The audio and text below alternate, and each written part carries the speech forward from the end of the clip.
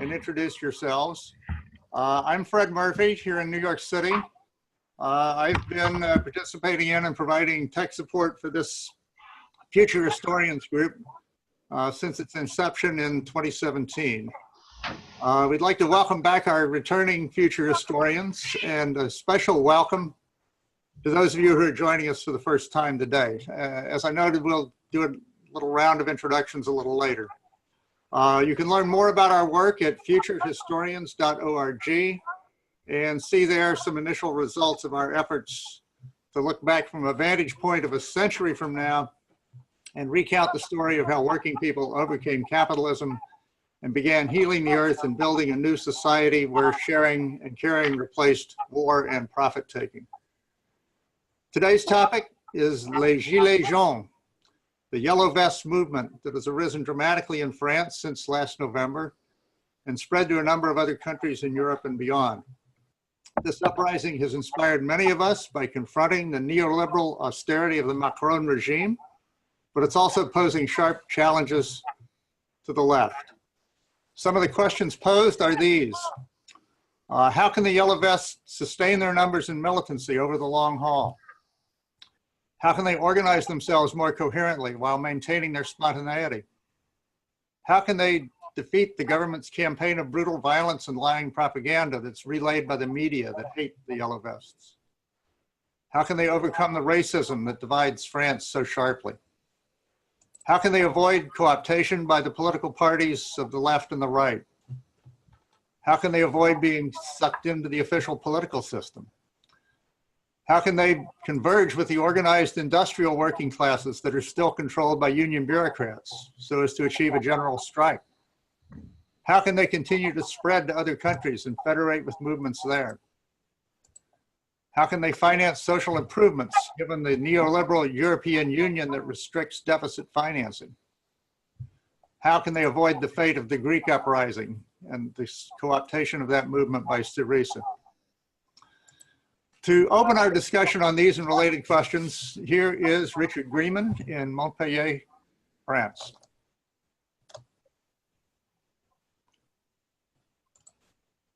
Richard, unmute yourself. Okay. Start over. Wait a second. What should I do here? Can you hear me? We can hear you now. Start over. Okay, but I can't see anything here. Oh, nuts. Oh, nuts. Just a second. Here we go. I'm going to try joining again. Yes? You're good. We can hear you. We see you and we hear you. Oh, okay. Well, I can't see and hear you, but what the hell? Okay, see me. All right, I'm wearing yellow because I don't have a car, so I don't have a yellow emergency vest, but I have a yellow shirt and underneath it, an historic yellow t-shirt, which I got in 1997 in South Africa when, thanks to Alexei from Moscow, I got invited to an international meeting to start a new kind of revolutionary socialist network. And it started at the bottom of the world, not at the top. And it was bringing people in from all different peripheral places rather than being one more vanguard party in New York or Paris or Moscow. So I've been in the movement for a long, long time.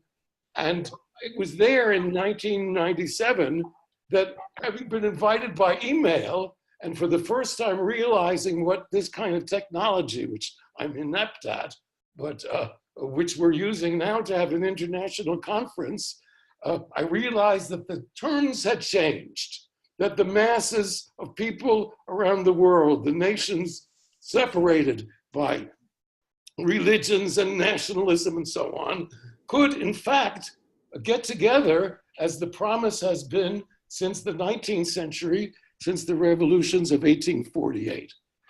And so what I'm seeing happening today around me here in France, where I happen to live and happen to have been involved in the struggle for many years, it's sort of like a dream coming true. So part of we created 2 years ago this organization or seminar really, which is called the Future Historians Study Group and Collective Writing Project. And our idea was to send out to the world some vision of a future and of ways to get there. In other words, to ask the question that we've all been asking for quite a while. Is another world really possible? And if so, can we figure out how to get from here to there? So I'd like to present to you the premises first of Future Historians. And I think Fred has a list of them. I've tried to make something like a point presentations. So I'm just going to go down it. Okay. The first premise is what we call the Pascalian bet. Pascal, the French religious philosopher, taught that if there was one chance in an infinity, in a million, that God exists and heaven exists, that the dissipated aristocrats of his time that spent their days at the gambling tables and flirtations and so on, that if they got on their knees and prayed, they would be making a very good bet, which is a chance at an eternity of bliss against the loss of a dissipated existence. And for us, the bet is simply this: is the world going to come to the end through atomic war, or through conventional war, or through epidemics, or through ecological destruction? All of these things are hanging over our heads. But we have to assume, like Pascal, that there's one chance in 100 or 1,000 for humanity to survive the 21st century. So the next premise is, number two, that if such a chance exists, we ought to be able to imagine it.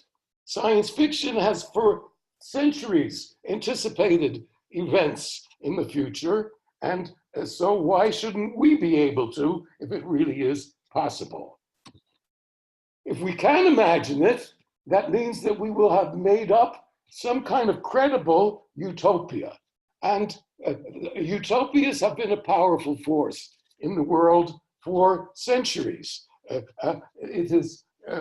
They've given people the consciousness that the world could be different and a goal towards which to struggle.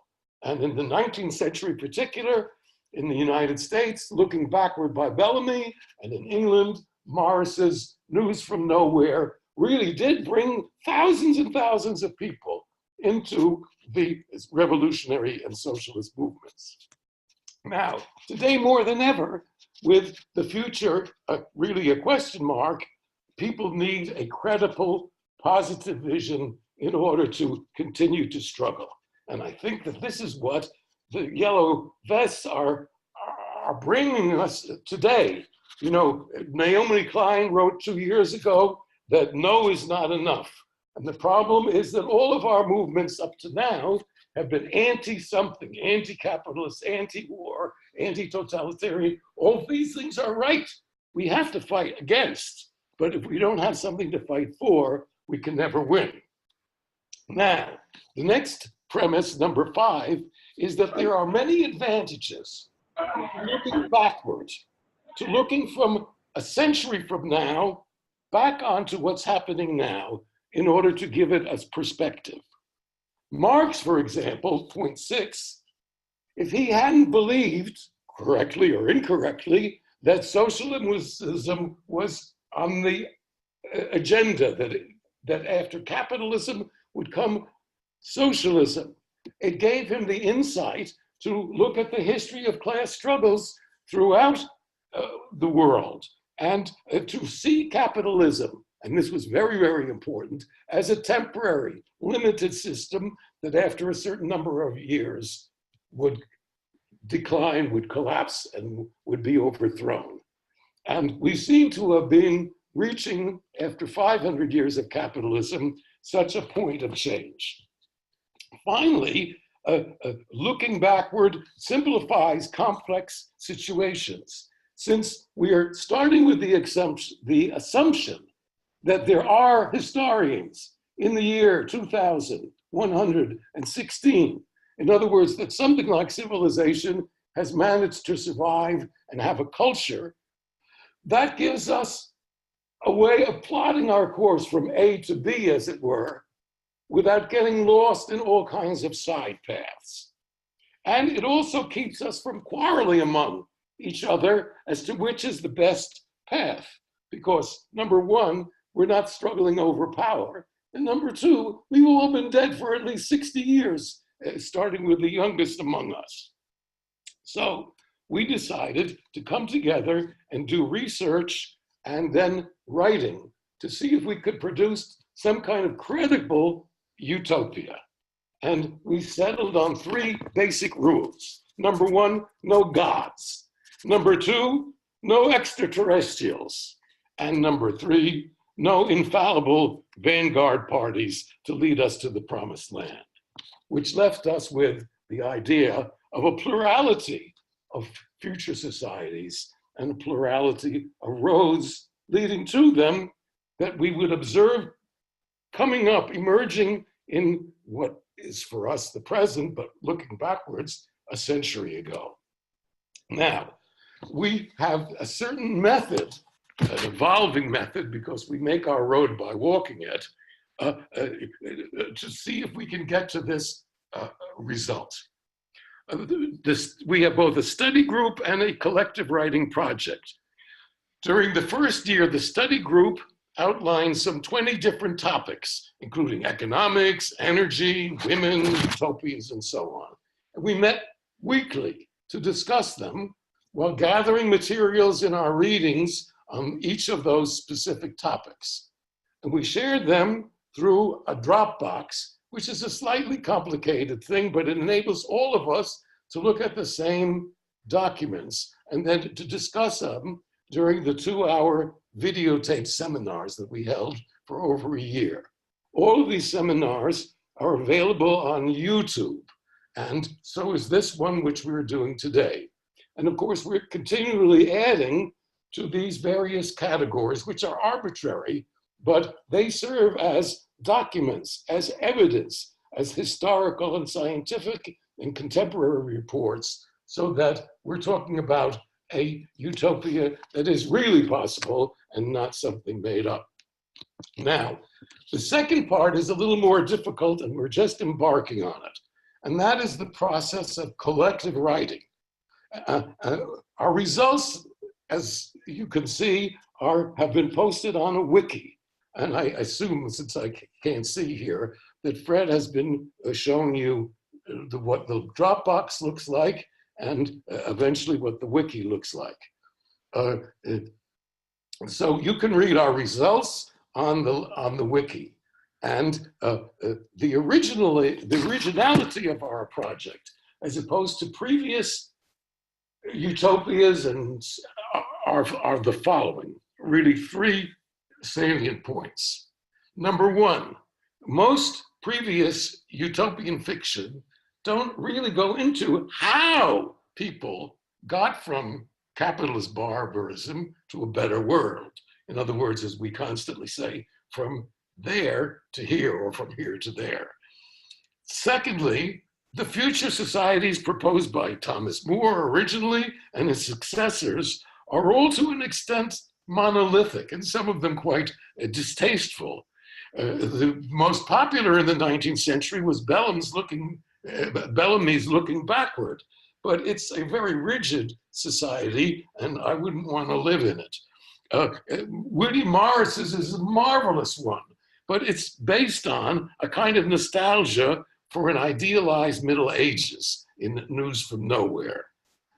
So we, on the other hand, are looking at a pluralistic society, which by definition would have to be a planetary society, because unless capitalism is uprooted as a world system, we're not going to make it where we need to be before the planet is destroyed. Finally, many previous utopias were not really realistic, were not really credible. in conformity with historical and known technological and scientific things that we believe. So we tried to avoid those pitfalls, and we ended up with a strange beast called Then, Now, and How. And what it is it's a history book aimed at young people in the 22nd century, trying to explain as professional historians in the 22nd century how they got from there to here, how their grandparents struggled. And this history book takes the form of an encyclopedic anthology where each reader, and there we go, the grid, each reader can enter it. For instance, let's suppose a reader is interested in cities and how they grew from the time of crumbling cities under capitalism to whatever imaginary cities that we look forward to living in the future.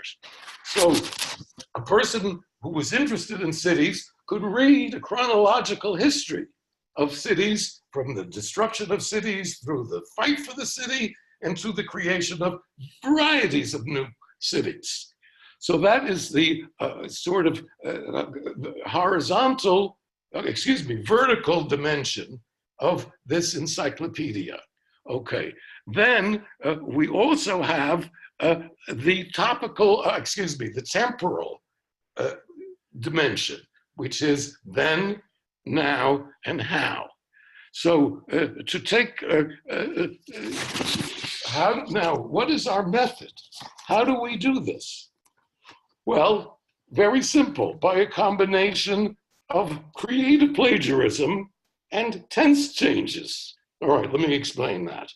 For then, we patched together a coherent narrative based on all the critical studies of capitalism in the various categories that we've been studying and discussing. And then we go ahead and change all of the tenses into the past. So for instance, under ecology, I think it was, we took one of the most recent and really rather hysterical and strident exposés of the capitalist horrors that are driving the world to destruction, and which are broadcast on, minority little sites and so on, and mostly fall on deaf ears. By putting them in the past tense and putting them in a history book, the reader perceives them as something real that have already happened. They are transformed into irrefutable historical accounts and therefore become credible. Of course, we don't steal entirely. We often give their dead authors a credit for being prescient if indeed they foresaw what would happen. But this power of the preterite, the power of putting something in the past so that you read it as, well, that's obvious, of course that happened, rather than reading it and saying, oh, these radicals, and they're always exaggerating, and anyway, there's nothing I can do about it. And nobody else seems to be talking about it, for instance, on the media. Okay, now, to do the future part of our thing, the now, we study and record every kind of predictive writing, fiction, all the authors that are advocating things like, say, municipal socialism or solar communism. And here again, we change the verbs, but not from the future.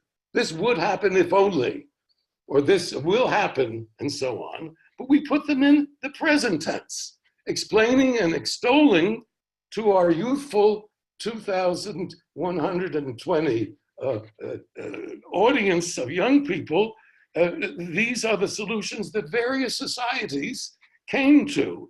And so they become reasonable and real, more creative plagiarism. Now let's get to the third part and the difficult part. That is how to get from here to there. And that's the section we call how. And there we study and recall all evidence in potential in ongoing social movements. For example, the yellow vests, which we're going to get to in a minute. Can they grow? Can they deepen? Can they converge with ongoing social movements in other places and in other spheres so as to become part of a kind of global, planetary, if you will, anti-capitalist emergence and creation of new societies? So at the same time, however, we are obliged to outline all the obstacles to be overcome by such movements to succeed. But again, we change the tenses, unleashing again the power of the preterite, the past tense. So instead of asking the question, can the yellow vests overcome French racism in the population, we answer the question from the point of view of 2119. How did the yellow vests overcome French racism? So let's go back to the questions that Fred asked at the beginning, and then we'll discuss them, but not as people today, uncertain about the future and involved in the struggle, but as historians 100 years from now. And so the questions then become, for us historians to develop in our text, and this is the writing job, how did the yellow vests sustain their numbers and militancy over the long haul? How did the yellow vests organize themselves more coherently while keeping their spontaneity and autonomy? How did the yellow vests defeat the government campaigns of brutal violence and lying propaganda relayed by the media that hate the yellow vests for a variety of reasons? How did the yellow vests overcome the racism that divides France so sharply?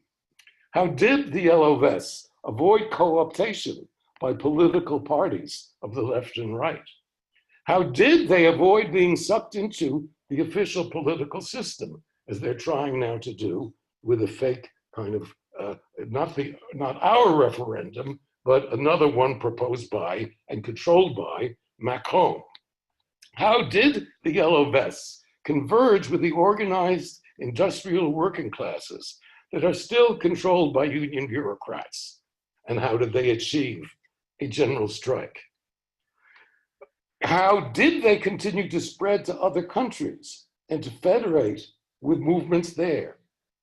How did they finance the social improvements under the neoliberal European Union, which prevents countries from deficit spending, doing what's necessary to rebuild infrastructure, give jobs, and so on and so forth?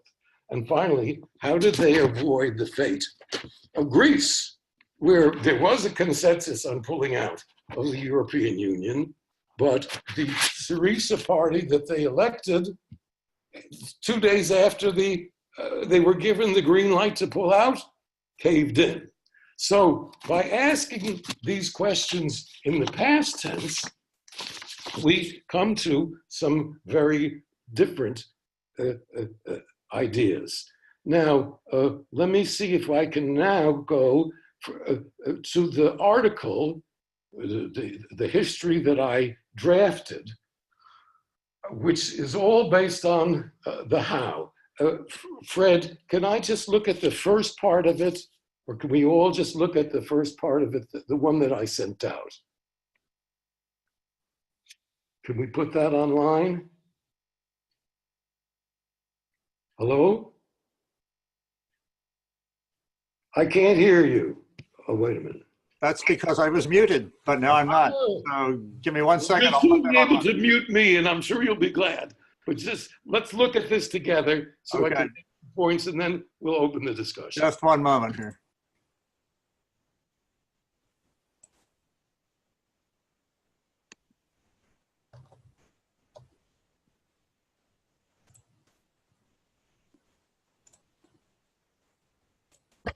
Okay, there you go. Okay, so this text starts out in the future, and that's very important. It says that the title of the article, this history book, is "The Yellow Vests and the Origins of Today's Egalitarian Peaceful Society." I can't see the whole thing, but you get the picture, okay? And it starts out by explaining that it must be very difficult for the young people a century from now to realize how horrible things were in the early 21st century and how close we came to destruction. Growing up in an egalitarian society and so on. And the reign of the super rich was finally broken, but only at the very last minute. Otherwise, there would be no air for them to breathe. And we go on along that way. Now, what this does is it's already, without defining, there's a whole now part of this history book where you can go from one topic to another, you know, from ecology to energy and women's rights and so on, and see that. But what it does is it suggests that there is such a society. And it enables to hope.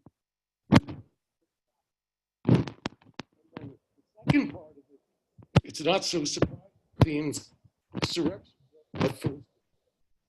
and so on. We take actual history.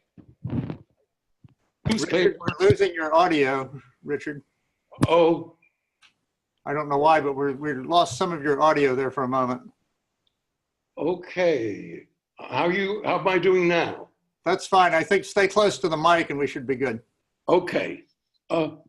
So the stuff from the present, from eyewitness accounts, from newspapers and so on, we put it all in the past tense. And in fact, my article really only goes up to right now, to the end of 2008, and what was achieved and so on. But it gives us a strong foundation to go ahead now and do the difficult part.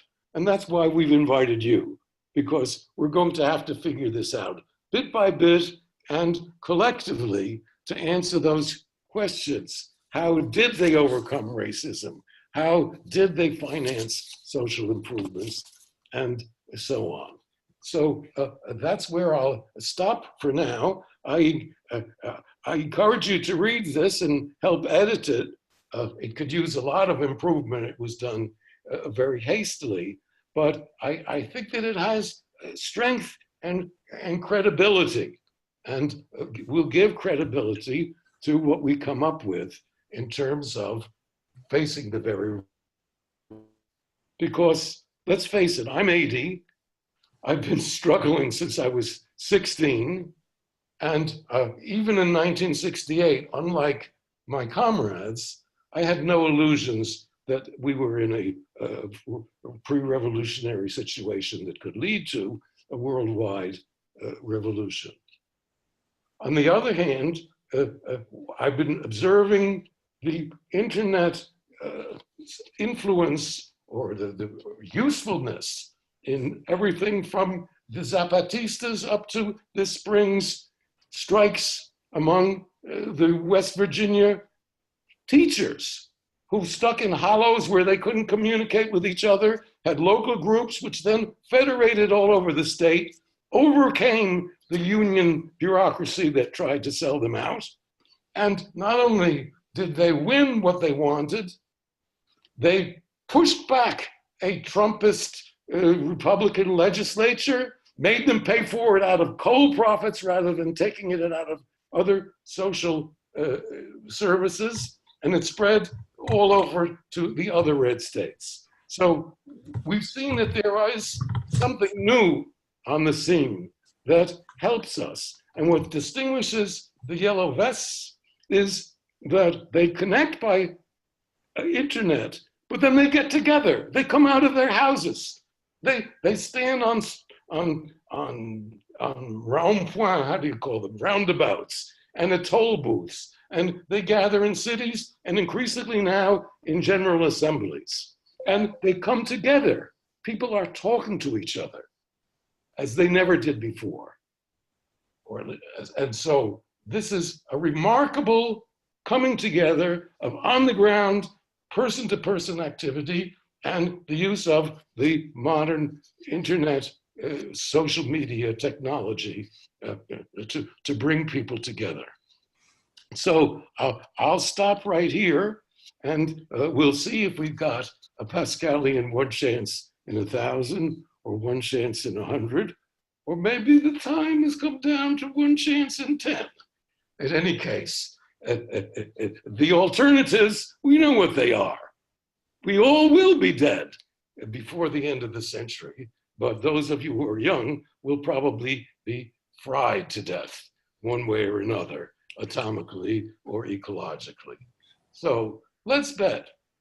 Go ahead, and thank you for joining us and for listening to this.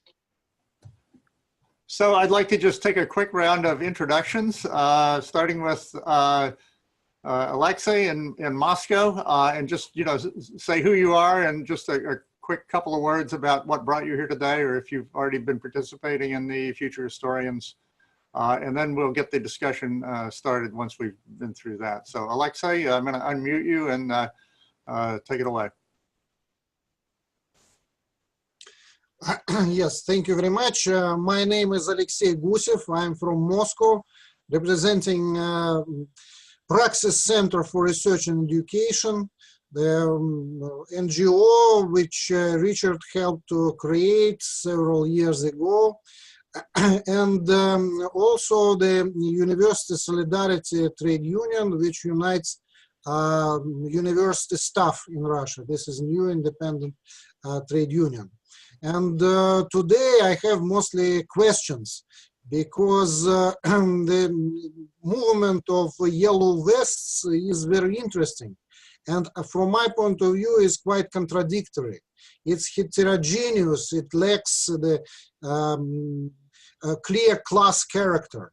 And this is the popular movement which needs to be studied, and this can show the real new features of the modern politics and social life. So I will be very thankful to Richard and to other comrades and colleagues for information about all this, and that's my position today. Barry.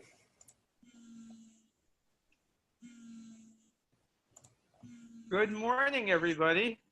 I'm Barry Feldman. I live in Chicago, part of the Symbiosis Network. What's that? Sorry, 1 second. Someone's phone is going off. Please mute your mics if you're not already, if you're not speaking. Sorry about that. That was something on my browser. Oh, Yeah. sorry. So, yeah, so I'm in Chicago. I'm part of the Symbiosis Network, and I was part of the Future Historians, but the paths diverged. I was happy to come back to, I thought we're going to get a report from Richard about what's happening on the ground. Still hoping for some of that, and yeah, I don't have too much otherwise to add to the discussion beyond saying that, I've followed what's happening in France. I do think it's really important in the arc of popular uprisings or autonomous events, stretching back to ¡68. This scores very high on the political Richter scale.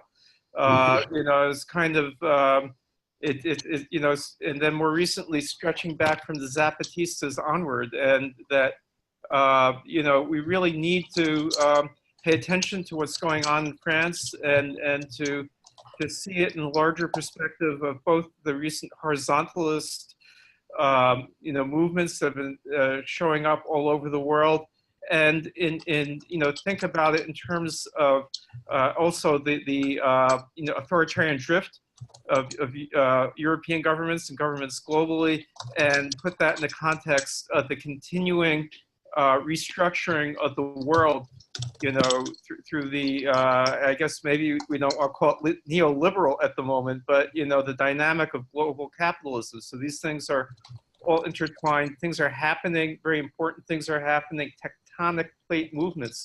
We're witnessing them, you know, and how do we respond? So thank you. Armand?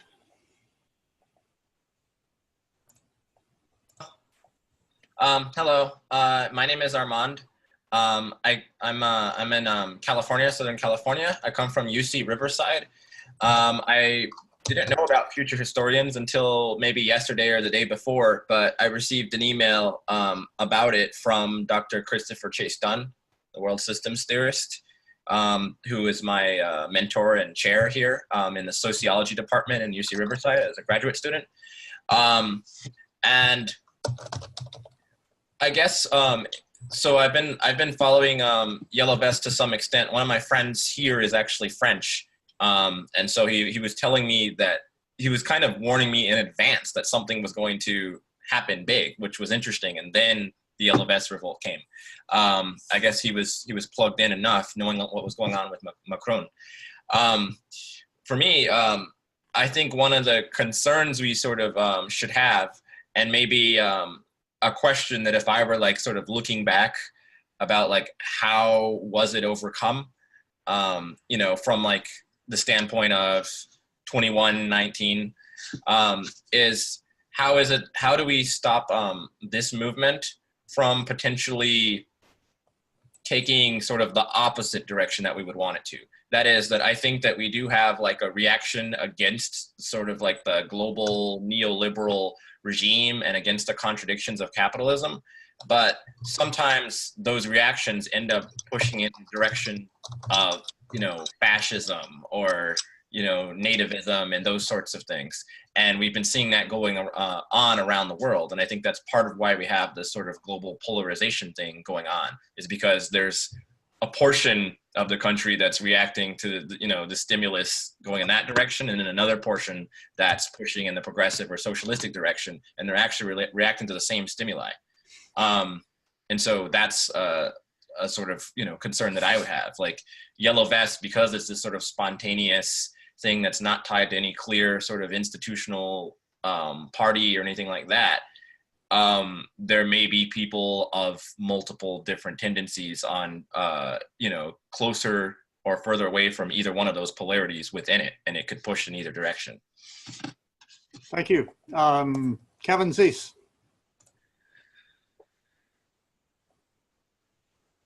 Hi, I'm talking to you from Baltimore, Maryland, an hour from Washington, D.C., which has its own crisis going on in our Trumpian era.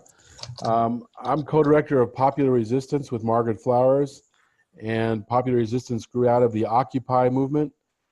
We report daily on movement news in the U.S. and around the world. We've probably published about a dozen articles, including at least one from Richard about the Yellow Vest movement.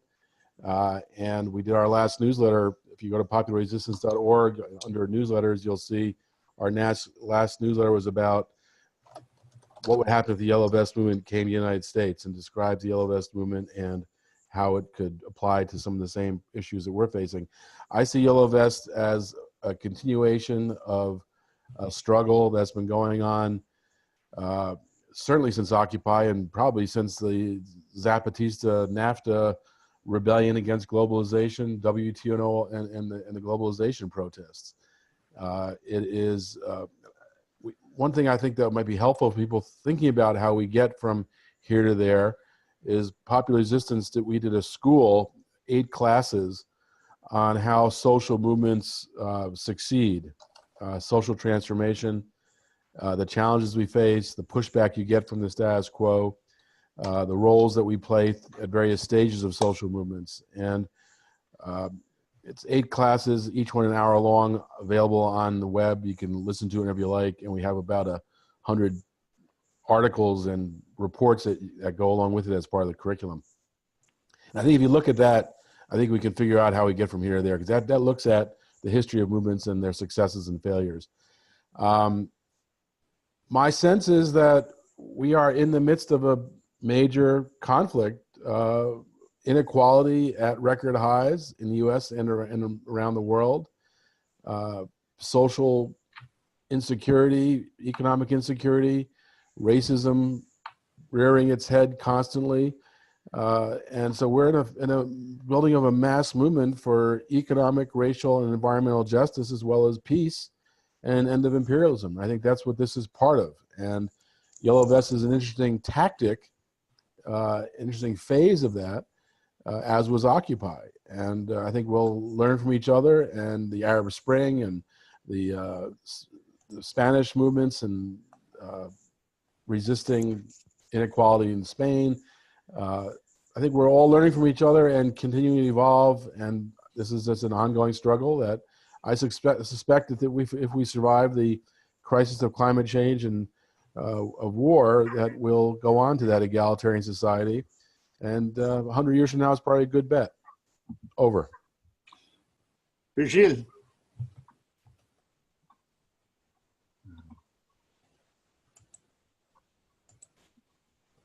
Hi, my name is Virgil. I speak a little bit of English, so I heard of future historians by Richard. We met in Montpellier.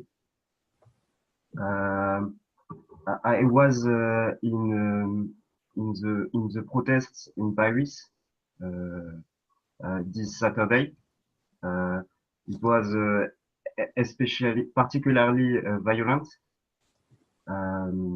There are a lot of people of multiple tendencies, like left wing or right wing. It's all I have to say. Cops are chasing us in the streets. It's very special.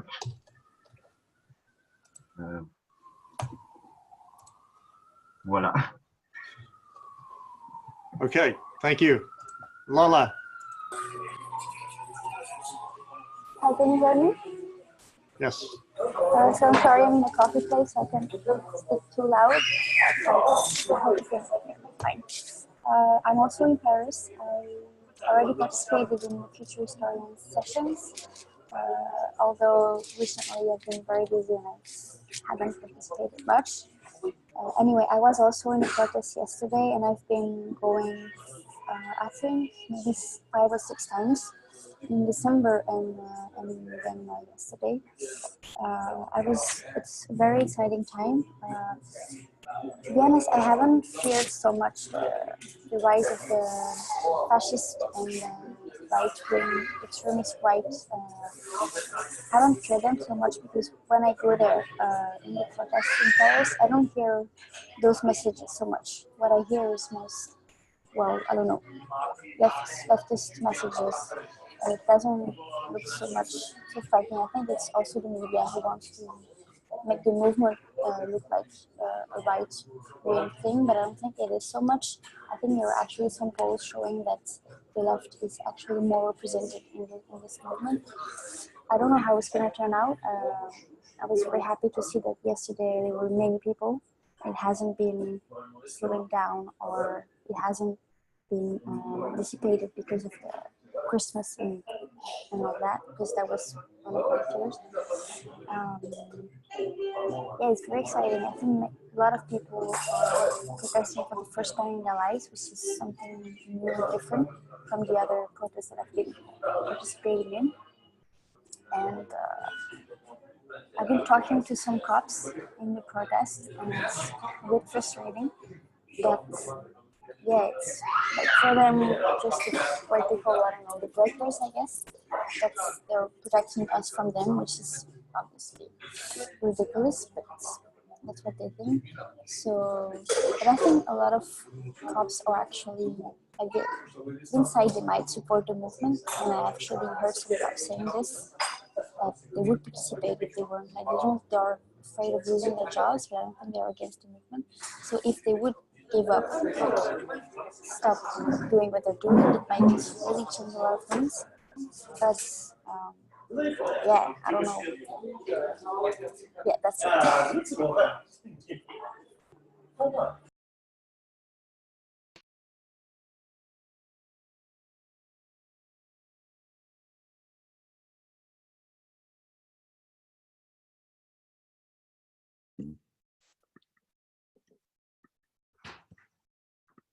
Not happening. Yeah, I can't. Fred is cut off. What's cut off? The moderator. Can't hear him.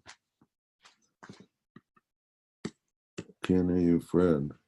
David, I'm sorry, I was muted. I have to remember to turn off my own, to unmute myself. So David Schwartzman, if you could introduce yourself and say a few words. Sure. Can you hear me? Yes. It's nice to be back to the Future Historians. I took a break. And I want to thank Richard for his journalistic accounts for what's been happening with the Yellow Vest. Very, very exciting. I'll be very brief. My particular interest has been climate change and eco-socialism and how we can open up a path out of capitalism, an eco-socialist path. So what was quite interesting about that, oh, by the way, I'm in Washington, D.C. I should have mentioned that. The Yellow Vest emergence was obviously triggered, and correct me if I'm wrong, by the increase in prices on gasoline and fuel. So some attacked the Yellow Vest for being, well, you don't want to deal with climate change, right? But what's been obvious is that the neoliberals want to put the burden of curbing carbon emissions on the working class. And that is not going to work. That's not going to happen, should not happen.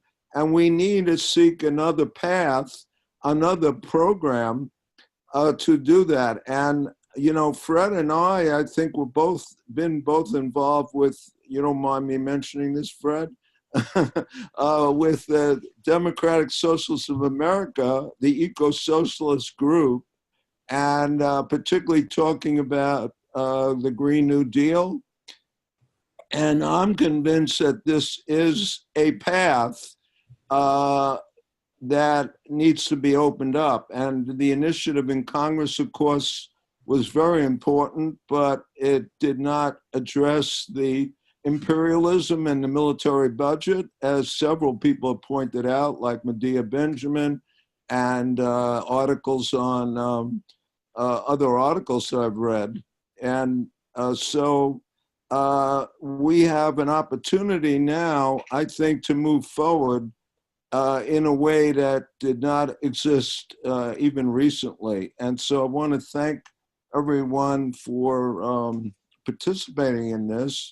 It's nice to be back. I want to also mention that my book with my oldest son, Peter, has been published. It's called The Earth is Not for Sale. I'll show you the cover.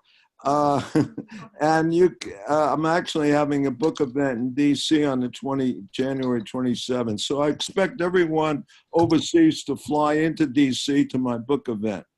I'm joking, of course. Don't buy it on Amazon. That's my advice. I boycott Amazon. So that I'm very excited to hear. Oh, this is my cover of my book. So it's a path out of fossil capitalism to the other world that is still possible. And I just conclude by saying fossil capitalism, I use that term because not only is capitalism still powered by fossil fuel, but as a system, it is a living zombie. It's a fossil itself. And we need to do away with this zombie before it destroys us and ecosystems. So thanks for this. I'll mute now. Margaret. Thank you. Margaret Flowers. I'm also in Baltimore, Maryland. I'm the other co-director of popularresistance.org and also a co-chair, national co-chair of the Green Party of the United States. And at Popular Resistance, we promote both resistance to current policies and practices, as well as creating alternative systems to replace, the systems that we have. And so we call that Stop the Machine, Create a New World. And we would really like to hear about kind of what's happening in France, how this came about and how it's evolving. We very much look at it as another kind of takeoff moment, like the Occupy movement. We were heavily involved in organizing the Occupy movement. And so a lot of the things that people are experiencing in France are the same kinds of things that we experienced in the Occupy movement, the treatment by the media, being accused of being a leaderless movement. We see it as being very appropriate for the stage that it's in. And so I'll stop there, but I really appreciate you putting this together. Thank you. Carol.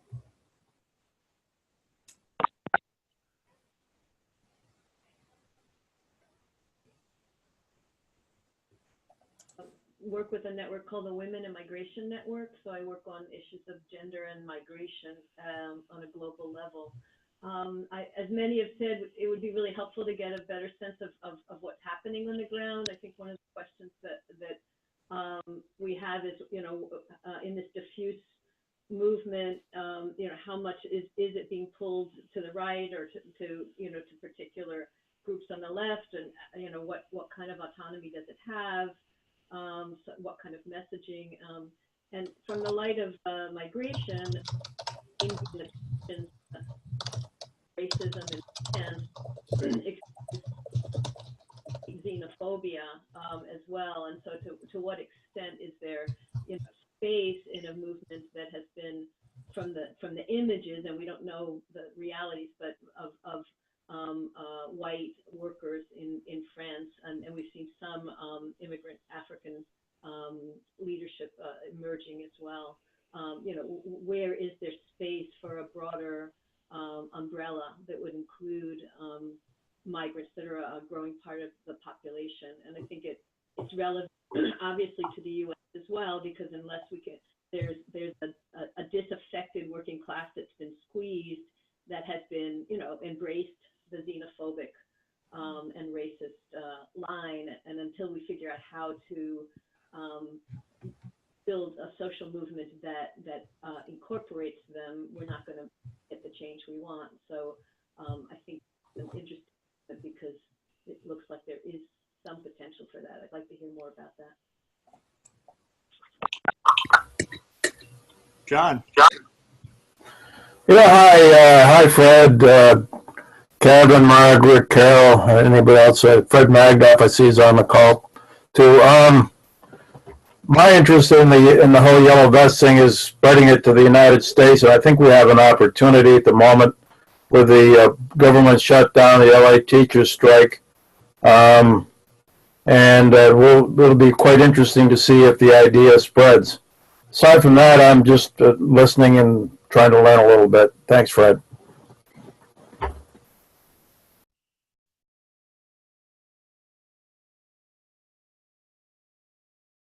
Michael Lardner. I am just tuned in. I have not been part of Future Historians since the beginning, and I'm listening at the moment. However, I did want to make the comment that this movement is in many ways like Occupy, but different than Occupy. And I have not been reading all of Richard's notes nor all the coverage, but from the beginning, this struck a chord of anti-austerity that was more clear than the other spontaneous movements. And to my way of viewing our current history that we will, if we live as long as a transition, see from the future, seems to me to have the potential, whether we characterize parts of it as right or left today, of being the transformative type of upswell we need from our exploited population that we are a part of to give voice and counter these governments. And Richard's notes on heady times, I think that this is unlike any of the great post-war movements, in that those people we fantasize we would organize here in the United States, for example, have organized themselves and come out on the streets. Part of this is the structural crisis that capital finds itself in, with the tremendous automation, the globalization being fully achieved. Capital is in the search for more profit, and all it can do is take back our hard-won rights to Social Security, healthcare, education for all, etc. And the capital has struck at the guts of all these people, right, left, indifferent, and brought them out on the streets. We need, as ourselves identifying as leftists, to understand how to give better shape to this without being authoritarian interventionists, but liberatory interventionists. And I look forward to this movement continuing, and for us to be learning from what the people are doing.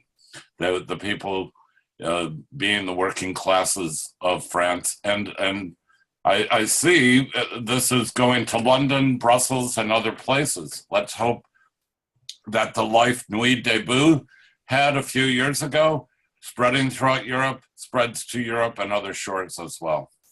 Later. Fred Magdoff.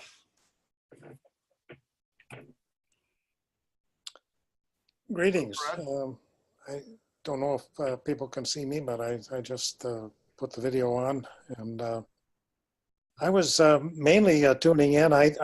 Although I've met Fred before and a few other people on this call, I wasn't aware of the Future Historians and their activities, and it's interesting I was able to read yesterday a little about it and look at some of the material that you folks have developed. My main thought about this was that we were going to be hearing sort of updates about what's happening and how the movement has changed, and maybe some reports from what happened yesterday in Paris or Montpellier or wherever. And I'd really like to hear some more details about that. Great. Next is someone identified only on my screen as Mac. Hello? Hello, are you talking to us? Yes, I am. I don't know how to put our picture on somewhere. I don't know what to do about that. But anyway, do you hear me? Do you hear me? Yes, we can hear you. Go ahead. Démarrer ma video. Okay, maybe that will do it. Ah, yes. Hello. Is that doing it? Yes. Okay. Well, we are in Paris, obviously, and don't really have any report on what's going on the demonstrations in Paris. We can sort of give a general idea. One thing I can say in response to David in particular is that in the French context, in any case, I don't know about the States, but here, the ecology movement is deeply scornful of the people, and they have missed the chance of, I mean, this movement is a movement that came out of the tax on and so forth, among other things, and with the realization that the government is trying to make the poor people pay for the climate change and not the rich. And the ecology movement has lost an excellent opportunity to give a real analysis of what the ecology crisis is about.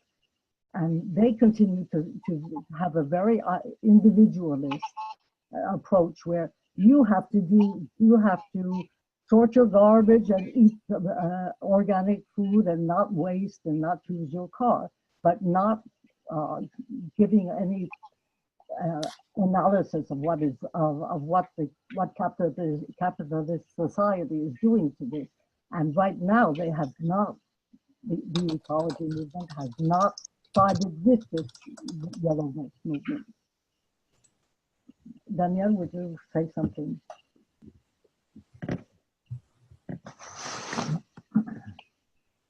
Well, one very important thing is that movement is basically a revolt against well, I don't find my word.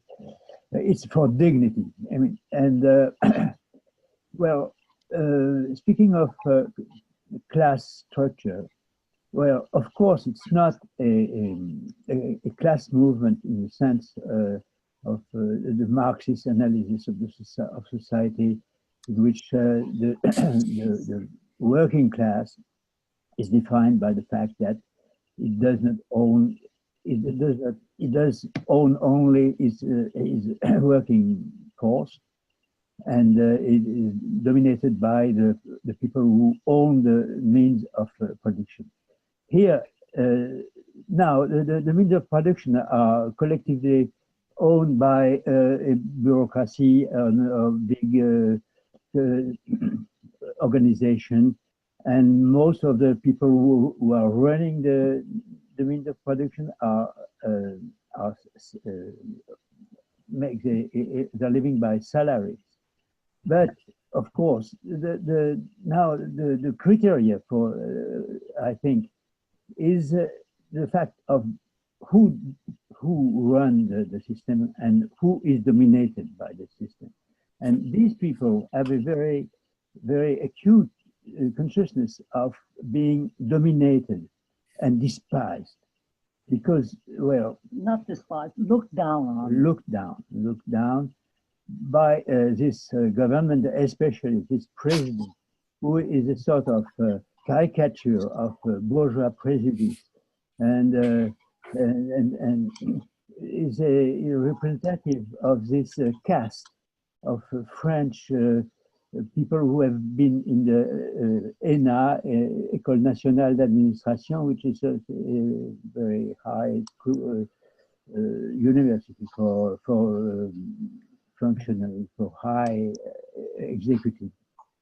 And I mean, he has not even taken, I mean, precaution to hide his prejudices. He has expressed them with a sort of cynical sincerity, and many people in France, among the people, have been really shocked by his attitude. So, well, this is only part of the problem, of course. Another part of the problem is the fact that the organization of the France society has been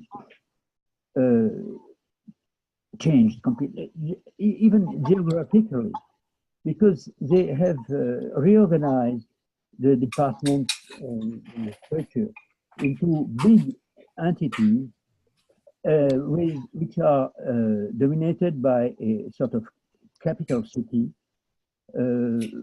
and now the small cities, the villages, etc., are sort of suburbs of the small big cities that are running the big administrative units. And so one part of the experience of people who live in the countryside is a sort of desert in terms of public services, even medicine services, medical services, etc. And one part of the demands of this yellow vest is the restoration of a sort of decentralized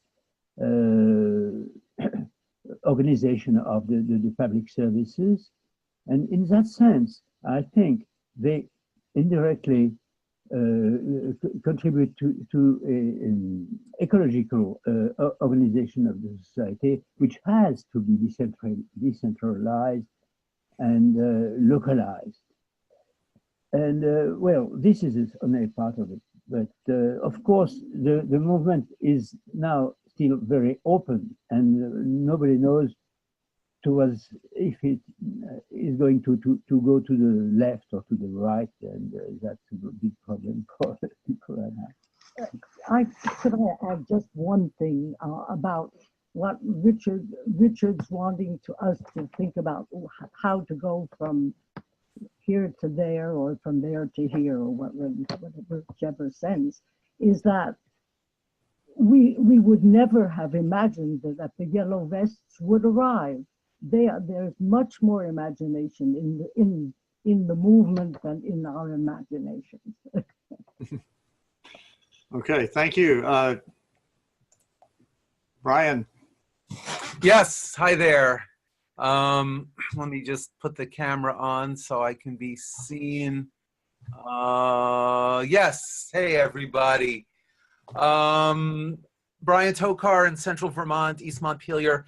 I was part of the first several weeks of the Future Historian seminars and just got busy with lots of other things, and it's nice to be back. It's nice to see Richard in your French habitat and see how this is evolving. I've also been, I'm part of a number of organizations, including the Institute for Social Ecology here in Vermont, and a lot of us in social ecology circles have been following currents and social movements for a long time and have been fascinated by the Yellow Vest movement. And I think Richard's commentaries on the movement have been among the very best, along with some articles that folks might be familiar with that Jacobin magazine has posted on their blog. I agree with what folks have been saying about the potential, about how the opposition to austerity and to dumping the cost of dealing with the climate crisis on people who can least afford it, that analysis is crucially important. Here in North America, the only attempts I'm aware of to adopt the symbolism of the yellow vests have been entirely driven by the right. One of our social ecology colleagues in Alberta has been sending reports. Apparently there have been about a dozen demonstrations in Canada of people wearing yellow vests, all opposing taxes in general, opposing measures to deal with the climate situation. Here in Vermont last week, on the first day of the legislative session, there was a call by some people who were part of the opposition to gun regulations that were passed last year, for people to show up in yellow safety vests in opposition to various carbon tax proposals that have been put forward, where, you know, some of the environmental groups in our state capital have really made an effort to work toward a very progressive proposal and engage representatives of poor people's movements in that effort. And some of us said, well, let's show up and wear yellow and bring some of our own demands, like tax the rich.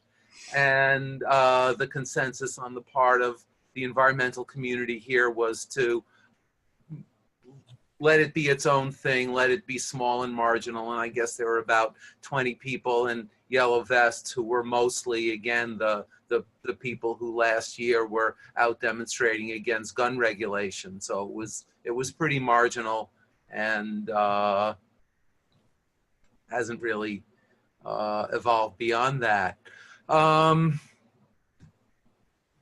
guess that's what I have to report for now. Looking forward to hearing more from folks in France about where people see this evolving. Thanks, Brian. I'm going to move on to Ethan Young. Am I on? You are on audio. Okay, that's where it's going to stay for the time being. I haven't been here before, but hi, Fred. Hi, everybody who knows me and those who don't. I work with portside.org, which you can just type in and you'll see what you get. It's a widely read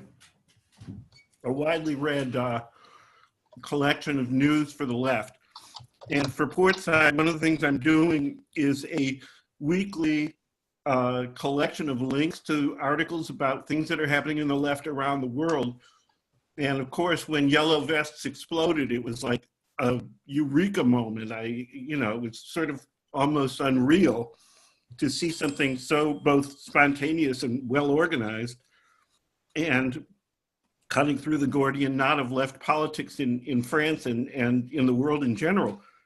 I do think that we need to consider, though, that it's sort of a outside of politics phenomenon that it represents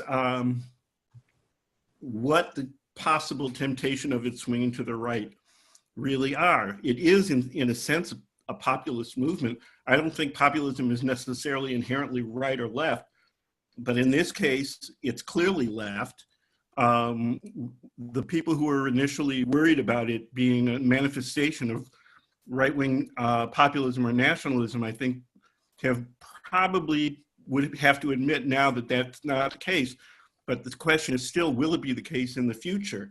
Nationality really still does divide French society. The fact that French workers are responding to that without immediately resorting to nationalism, a la the AfD in Germany, is a very hopeful sign.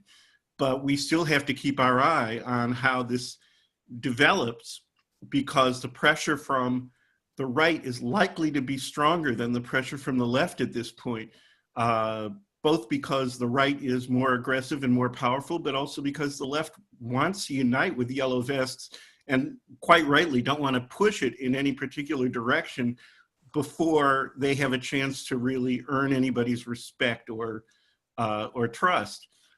The other question, of course, is what's going to be the role of the unions in the future? The CGT has, expressed its support for the Yellow Vests, but where is this going to go is something that we have to keep an eye on. Thank you very much. Thank you. And finally, at 440-708-4930. Please identify yourself and introduce yourself. Thanks. Hi, I'm Emily. Can everybody hear me? Yes. Okay. So I recently was connected with future historians through a group called AmiPol that is a group that has just started pulling together articles and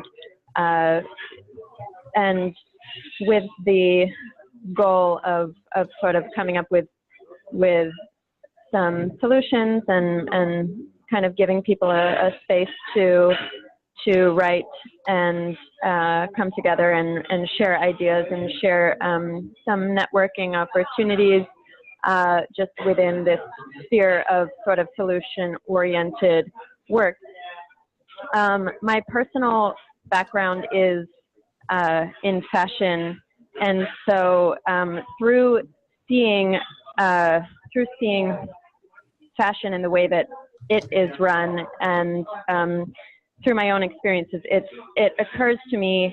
I just saw a post recently about the Yellow Vest movement and this call for divestment from banks, which was something that we saw during Occupy as well. And so, yeah, through trying to come up with eco solutions and seeing all of the struggles that eco companies sort of go through in their lack of funding, it occurs to me that, you know, as Richard said, it's not just about what we are fighting against, but what we are fighting for. So the divestment, it's important to me that there is sort of a solution for where we are investing, and I think that that is what is going to make the difference. So something that I'm sort of working out right now is like, what is our best investment solution, and not just in people's like regular banks for your general like checkings and savings, but like in people's 401ks. Why aren't all companies providing sustainable 401k options, and what really would be a truly sustainable option, and is that something that that we need to be creating? And I think that this is sort of where we can, I think that this is an opportunity where we can sort of get everybody on board and really like have a major shift in finances, because at the end of the day, yes, companies do have control over our government, and that is really where the power is. And so if we're able to take that power away from them and put it into the future that we want to see, then that's where I see things happening.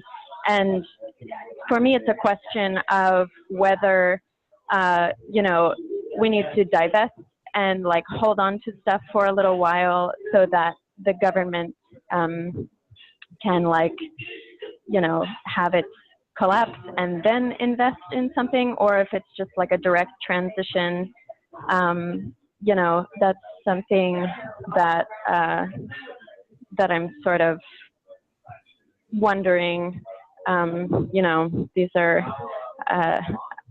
I'm certainly no expert by any means, and so this is sort of like a conversation that I want to be having with people and learning and sort of figuring out what we can do in that regard. Okay, thank you. I'm going to give the floor back to Richard. Trying to unmute Richard here. Richard, can you unmute yourself? Okay, there we go. Yeah, I'm unmuted. Okay, so I think a lot of... Hello? Can you hear me? Raise your hands. No. Yes. Okay. So let's go back to the yellow vests, but just one parenthesis, the fashion statement, since the last speaker is involved in fashion. Well, the yellow vest is a fashion that makes a statement. And the statement is, I work in the country, I work outside, I work on the roads. I'm the one that comes to your house to fix things. I do construction. And all of these things require protections. The people that I hate and that I want to overthrow all wear suits. And they're not out in France, they're in Paris, where they direct everything from the top down with incomprehensible administrative directions that pile up with paperwork that make the small artisan pay his taxes in advance before he's even made anything and sold it. And these people are hated in the same way that the aristocrats with their red heels and their high heel shoes and their doublets and hose and so on were hated. And so this is a very important fashion statement. And the statement says this: yellow vests, that's an emergency. That's when we're in danger. And we're wearing them and we're stopping traffic, and we'll stop the whole goddamn country if we have to, because we're heading to hell in a handcart. And we're not stupid. We know it. That's why we don't vote. So these people who are criticized, there's a group here that's represented online that started a very interesting movement 2 years ago, which was called active abstention. And although it seemed a little odd to me, it turned out that they were right. because here's the biggest group of active abstainers, and instead of voting for candidates that they know will go off to Paris and not keep their promises, they're excluding all of those parties and all of those people. And they're saying, we're going to speak for ourselves. Now, this is not the first time in history that the common people have made fashion statements. In the 18th century revolution, the rabble in the streets were known as sans-culottes. That is to say, they wore trousers, mainly striped trousers in the cities, like people do today. But the bourgeoisie and the aristocrats, they had buckled shoes with high heels, and then silk stockings, and then breeches. And they walked around with swords and all the rest of that. Well, the French people have not forgotten the merciful machine of Dr. Guillotine. And you constantly hear them talking about it on the picket lines. So you've asked for some firsthand things. I'll tell you about what I did yesterday, which was the 9th Saturday.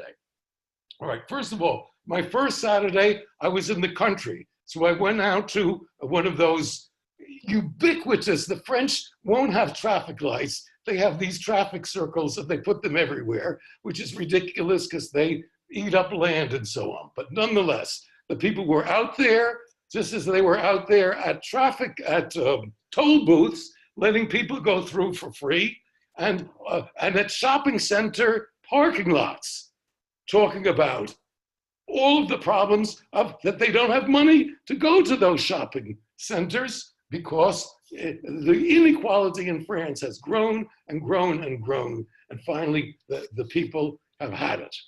So the first sign that I saw was the day that there was an ecological march that coincided on Saturday with I think it was the 5th or 6th Saturday of Gilets jaunes, of yellow vest demonstrators. And what happened is that there was convergence between these two groups. Now, it's true that we can criticize the ecological movement as being a bit snobbish and bourgeois and not undertaking the serious analysis that shows that carbon capitalism runs everything, and that's the main enemy. On the other hand, they're not exactly just about, litter is our problem and we should pick it up. But what I saw on that day is that they had influenced each other. And the ecologists, many of them were wearing yellow vests and carrying signs that said, the end of the world, the end of the week. Same enemy, same solution. Because they had criticized the yellow vests with some reason and saying, well, they're just out for money. They're just out for the end of the week because they don't make it. Or really the end of, excuse me, I said it wrong. I'm an American. The end of the month. The French get paid by the month. So the end of the month, yes, that's our concern, but the end of the world is also our concern. The same enemy, the same solution. But not just to Macron, to the system. Because yesterday I saw lots of people with signs that said, Macron resign, Macron dégage. But then it said, system, abolish. So they're perfectly aware that if they get rid of Macron, they'll get another one, right or left or center. It's all the same thing. It's the Fifth Republic, which was set up by de Gaulle with a coup d'etat, and it's a very, very narrow and top-down system where representation is really a joke. So these people ain't dumb. And the one thing that they know about themselves is that they ain't dumb. And so they're not fooled by any of the propaganda. Now, it's true that they're a cross-section of France, which is an imperialist country and a very successful one, because it has not lost its economic colonies in Africa and has huge amounts of wealth pouring in petroleum and in precious metals and so on from their governments in Africa that they prop up with a very effective but small, nasty professional army. So that's the situation. But the yellow vests, to a certain extent, profit from that. And so the question of ecology and the question of imperialism and all of these things come together. But they're not being fooled. They know the huge profits that are being made by the oil companies, and they know that the government has for years been pushing them to buy diesel cars because government told them that they were more ecological. And then suddenly Macron comes out and says, no, you've got to change, and we're going to raise the diesel fuel because that's bad or something like that. Come on. You know, these are people that work with their hands and that fix their own cars, and they know what the hell it's all about. So it's true that they are a cross-section of the periphery of France. That is to say, the villages and the small cities and the prefectures in the 100-odd departments that France is divided into. And they're basically mad at hell because their lifestyle is being degraded, but above all, as Danielle said, because of dignity. They feel put down on by the suits, just as the sans-culottes felt looked down upon by the aristocrats and those that wear doublets and hose. And they're not going to give up. Now, let's look at some of the questions that have been asked. Can this go on? There seems to be absolutely no reason why it can't. It was predicted from the very beginning that the movement was peter out. And it's perfectly true that massive government violence against them was a big discouragement after the first couple of weeks. They're using militarized police, and France has the record for police militarization in Europe, where they use flashballs and gas, which is, by the way, outlawed by international treaty, and the CRS goon squad of political police, or riot police, actually, that are very, very nasty. And it's very, very clear that these things are done under orders. All right, eyewitness. Yesterday in Nîmes, which is a nearby medium-sized town, we decided to have a big demonstration in Nîmes, while here in Montpellier, we had a women's march where the women were first and where we actually registered to have permission to march, and the police left us alone. In Nîmes, on the other, very, very bourgeois town, huge numbers of people, maybe 6,000 or 7,000, that's big in a town like that, came out in the main square around the old Roman arena. And they weren't even chanting. They weren't doing anything in particular except gathering in a big crowd. And the police came in on all sides, trapped them, and then inundated them with tear gas and fired flashballs, which are basically big bullets that are fired out of a pistol. They don't have a very long range, but they're nasty. They'll knock your jaw off. And you'll see in what I've written a link where you can go and see the injured people. So the point about this is very simple. The woman that told me that, who I consider a kind of a very, very conservative, mild, petty bourgeois lady functionary, she'll never be the same again. The credibility of the government is for her completely done with. And when the radio and the television and the media go on and on and on about the violence of the yellow vests and say little or nothing about the massive violence against people, innocent people, people that are just demonstrating in a country where that's normally a tradition. You're not going to stick that genie back in the bottle. They are mad and they're going to stay mad. And yesterday in Montpellier, where I was, the guy standing next to me was telling everybody about Macron's latest speech, in which he said that the French people don't understand work. They don't understand effort. That is to say that they're lazy.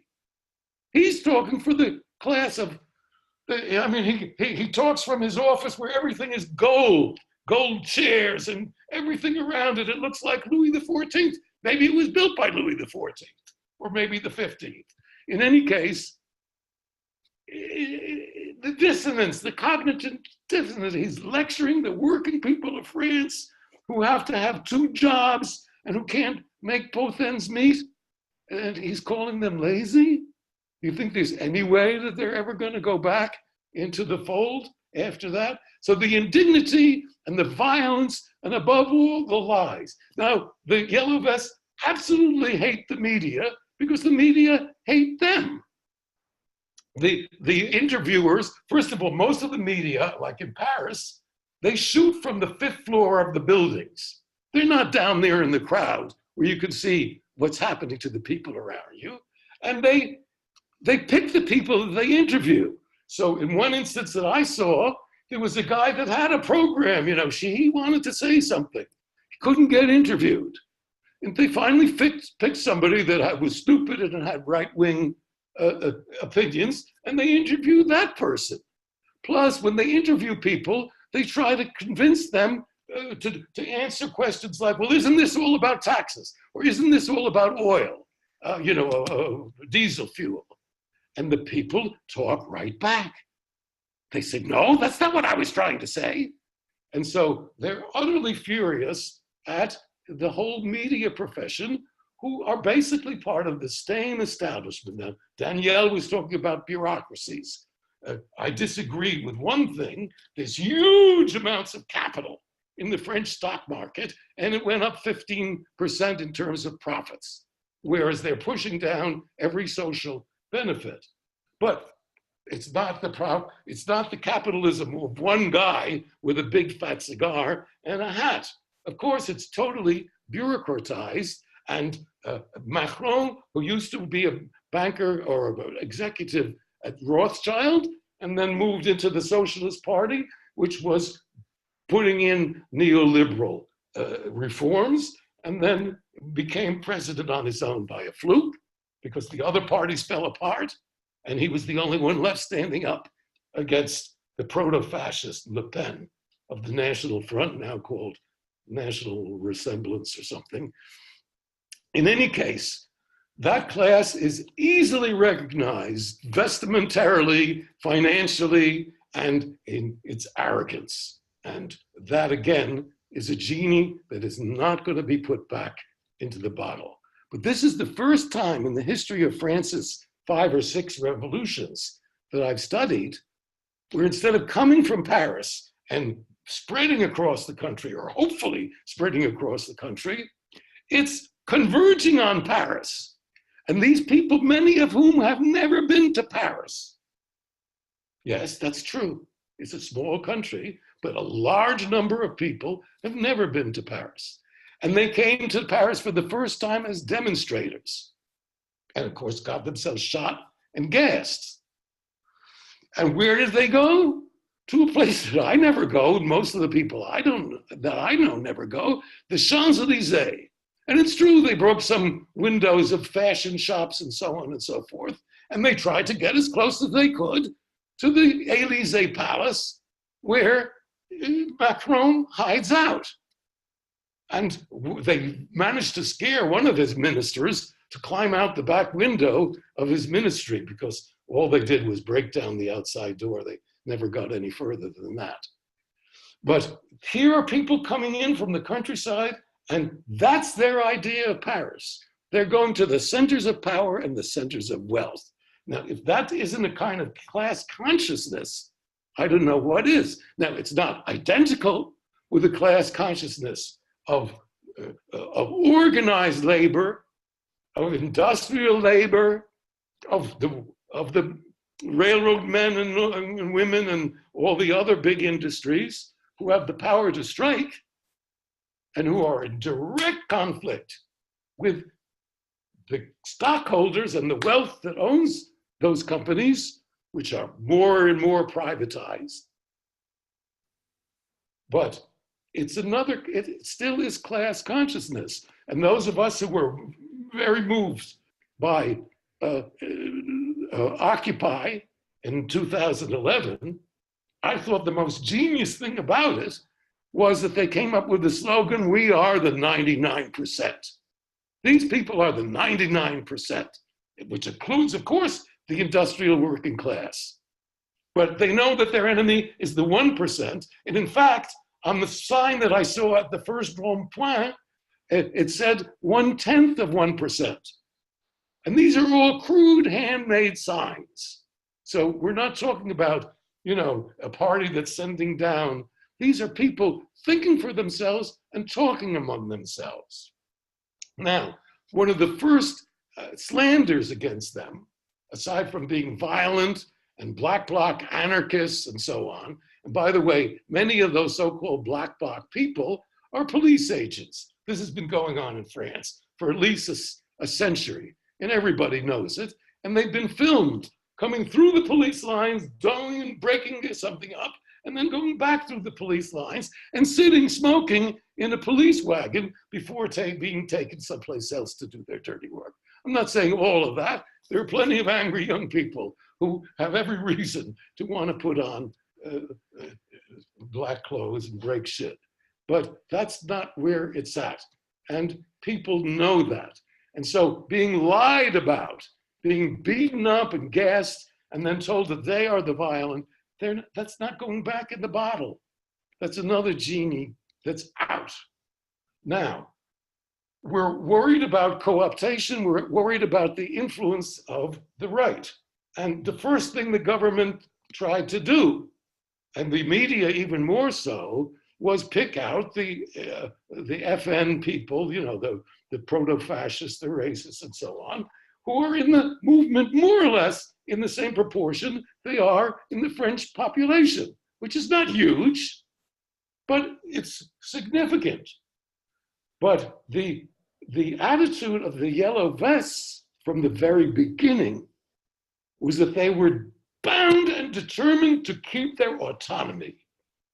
And so they absolutely refuse participation to anybody that brings in party politics.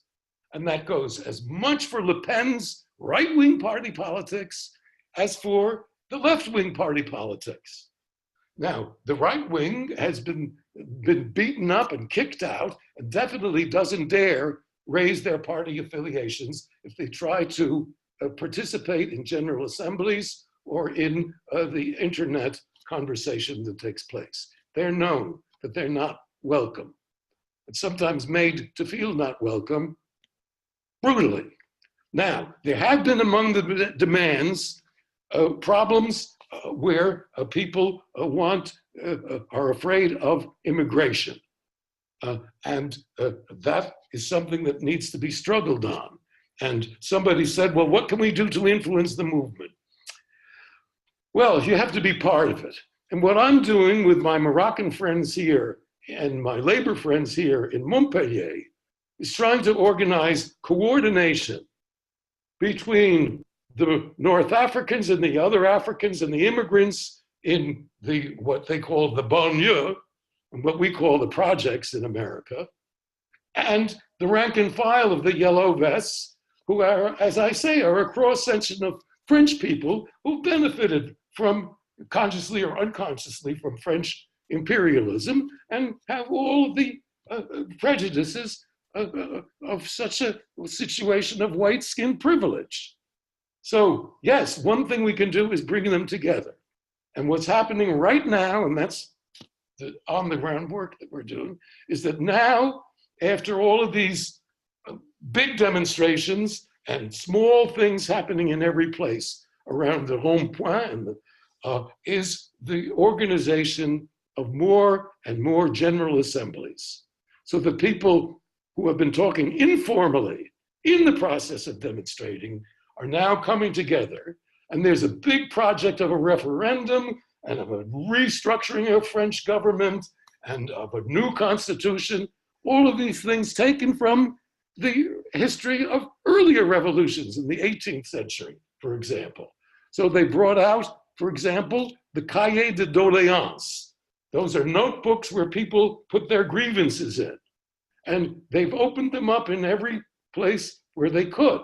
Now, the government tried to take that over and have the mayors do it. And then, of course, they could pick out the grievances that they wanted to. But the Yellow Vests are not having any of it. They're doing them themselves. They're doing it publicly. And now there have been several calls that have been well received from small towns, one called Commercy and another one a suburb of Paris, to have a general meeting of delegates from the different Yellow Vest groups in different places. And so as to federate. Now, this is an old anarcho-syndicalist idea, and it's a very, very good one. And so it's starting to happen. And our push will be to try to bring in the racially oppressed and parts of French society whose grievances are double together with the rest. It's something that's got to happen eventually. And so we can help a little bit by making some suggestions and using our connections on both sides of that very, very difficult line. So, but they've been, the Yellow Vests have been very, very successful in keeping out political influences. Now, the biggest one that is trying to get in is Mélenchon, the leader of the, what do they call it, the unbowed French party. And he's a kind of a demagogue of the leftist variety. And he says a lot of things that the Yellow Vests are glad to hear, like denouncing government brutality and government lies and so on. But he is certainly someone who stands to benefit if this movement grows to the point where the government collapses and they call for some kind of election or thing. He's the electable person who, who would be the next one on deck. But that's not what the Yellow Vests are about. They're not talking about replacing Macron, like the lady's handwritten sign said yesterday on the Women's March. No, abolish it. Abolish the administration and have democracy from below. You see it everywhere on the signs that people make up and are carrying. Now, the government's reaction has been first scorn and silence, and then violence, and then lies. Macron finally got on TV, and after telling people that he wouldn't use the word Yellow Vests, later he called them a vile mob. What is it in French? Une foule haineuse, yes, a hateful, vile mob, okay? Well, that'll get you in good with these people.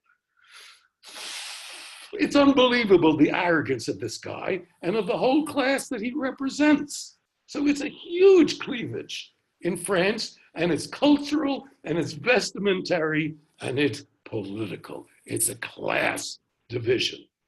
And it needs to be broadened to be totally successful, because many of these people are what classic Marxists would call petty bourgeois, but they are working people too. Let's start two more things, and then we'll, all right. The question of organized labor. The French unions are in cahoots with the government. Let us remember that in 1936, the CGT and the other unions ended the general strike that during the Popular Front. and got French people their paid vacations and a few increases that were very considerable and were gone the next year. And that was because Maurice Thorez, the head of the communists, said to the French people, we must learn to end a strike. We have to learn to end a strike. That was the communist slogan. And at the end of World War II, when the workers were armed and the ruling class, the owners, were in disgrace because they had collaborated with the Nazis and sent their workers to work in Nazi Germany for free, Maurice Thorez, who had been in Moscow through the war, came back and he said, Frenchmen, roll up your sleeves. We must rebuild the country and then we'll have the revolution. And in 1968, as many of us are still alive to remember, they also pushed the workers, 10 or 11 million of them, on a general strike that had been sparked by a student revolt, pushed them back into work and signing, small raises and stuff like that that immediately got eaten up by inflation.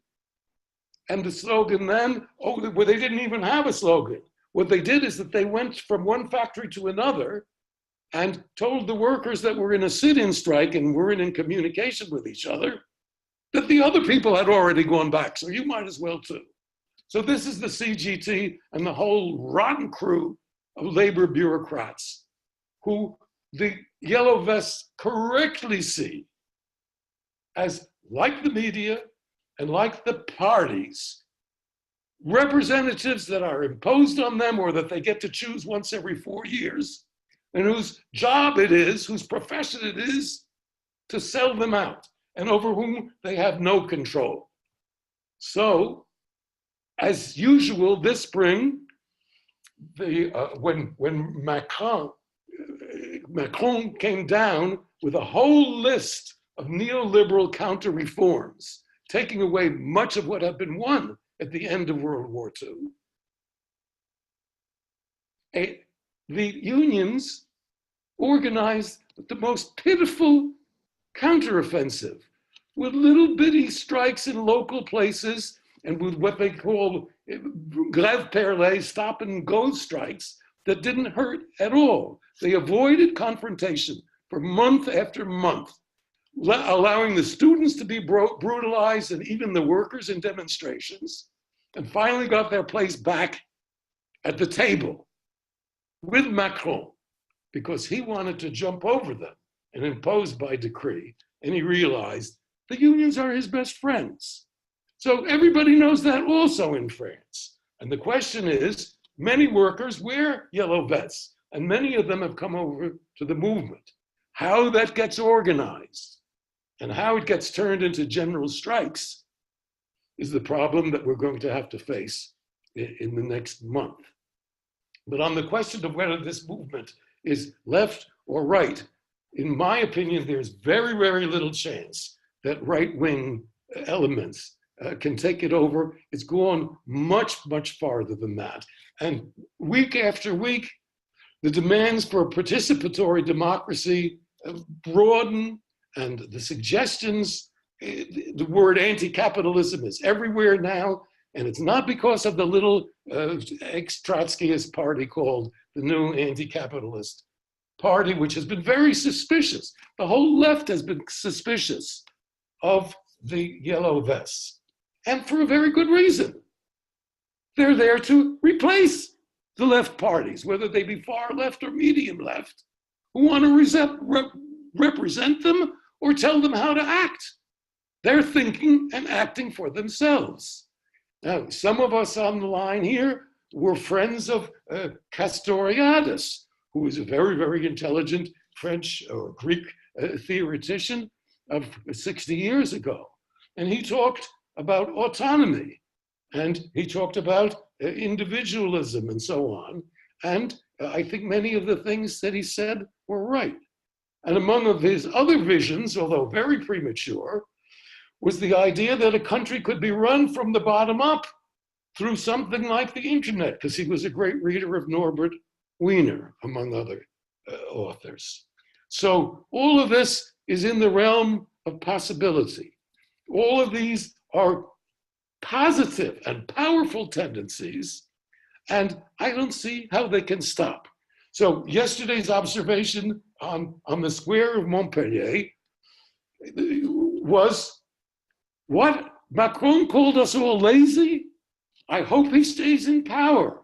Every time he says something like that, more and more people come over to our side.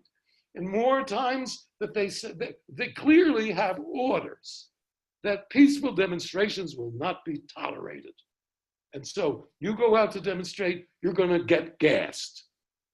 And people are not about to put up with that. And even in the parliament and even among his own party, the tradition of freedom of the streets and so on continues in France. What else can I say about my observations? Yes, ecology, the end of the month and the end of the world. That's what we have to have at the same time. So the last part, we know that the movement is spreading all around. There was a huge general strike in India. I don't know how much it was influenced. You know, there's the air of the time and was influenced by France, but definitely in Belgium and in other places. And you know, France and Holland, Low Countries, voted against the European Treaty. And it was a big, big movement to vote no. And we won. And yes, it was a movement that combined the far right and the left to make up a majority for the no votes. Well, of course, that's the problem with so-called representative government. They simply jammed it down our throats a few years later by a Lisbon Treaty, which we didn't get to vote down. So all of these things are in the air, and people have long memories, and they're not going to let go of what they've already won. So let's sum up. What was won after the first, let's say, November 17th to the end of the year 19, my God, I'm showing my age, 2018. Okay. The president, the administration, the government was unmasked and is now hated. Number two, the political parties of all stripes were pushed aside, and the very principle of representative republic, which was favored by Hamilton in the American Revolution and was favored by the bourgeoisie in the French Revolution, so that the people wouldn't be able to take over, that has been rejected. No one wants to be represented. We will talk for ourselves. So that is a major victory. And finally, the media have been totally unmasked, as Noam Chomsky and me and everybody else has been pissing in the wind trying to explain to people, but they knew it all the time. Even the left believed that the unwashed common people were hypnotized by the eye of the television and that they were made to buy things. Well, they had to buy things. If it wasn't one brand, it was another. And they were made to believe the myths that they were told on television. But they just kept it on to keep the kids quiet or whatever. They didn't believe it. And it's very, very clear now with the hatred of the media that's come forth and the creation of their own new media, which include both internet and general assemblies and federation. So those are, we're talking about hegemony, which is a word I only recently learned to pronounce correctly, if that is the correct pronunciation. What holds governments together? What holds societies together? Well, according to many, it's the prospect that the future might be better than what they're living through now, that their children might be better off than they are. But people are seeing, number one, that it's collapsing all around them. And number two, hegemony depends on the credibility of the government of the media, and of the intermediate institutions to keep things going.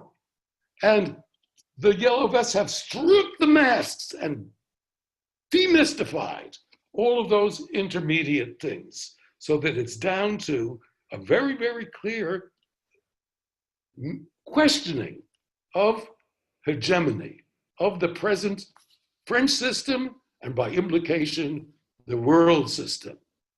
Now, what needs to happen is that federation needs to spread not only throughout France, which is happening now, but from France to Belgium and all of these other countries. Some of this will happen by happenstance, but where in 2011, with the Arab Spring and the movement of the squares and Occupy and the occupation of Wisconsin State House and so on, all of those things connected, all of those things sympathized and inspired each other.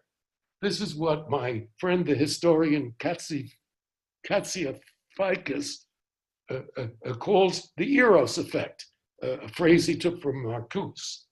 But Marcuse wrote One-Dimensional Man, and I'll never forgive him for that, because the yellow vests are proving that human beings are not one-dimensional, and that the fight for dignity and the common sense and intelligence of the great unwashed masses are not something to be scorned, either by intellectuals or by people like Macron. So these masks have been torn off. Hegemony is no longer necessarily a thing that's going to continue. And what will happen next could be a whole outpouring of participatory democracy everywhere. Even the police. The first day I was out on the Rond-Point, a lady nearly my age said that she had been talking with the police that were sent out, you know, to keep an eye on them. And the cop said in her ear, "Keep it up, keep it up, keep it up." Well, partly he was thinking of himself, because the only people that really got a raise were the cops.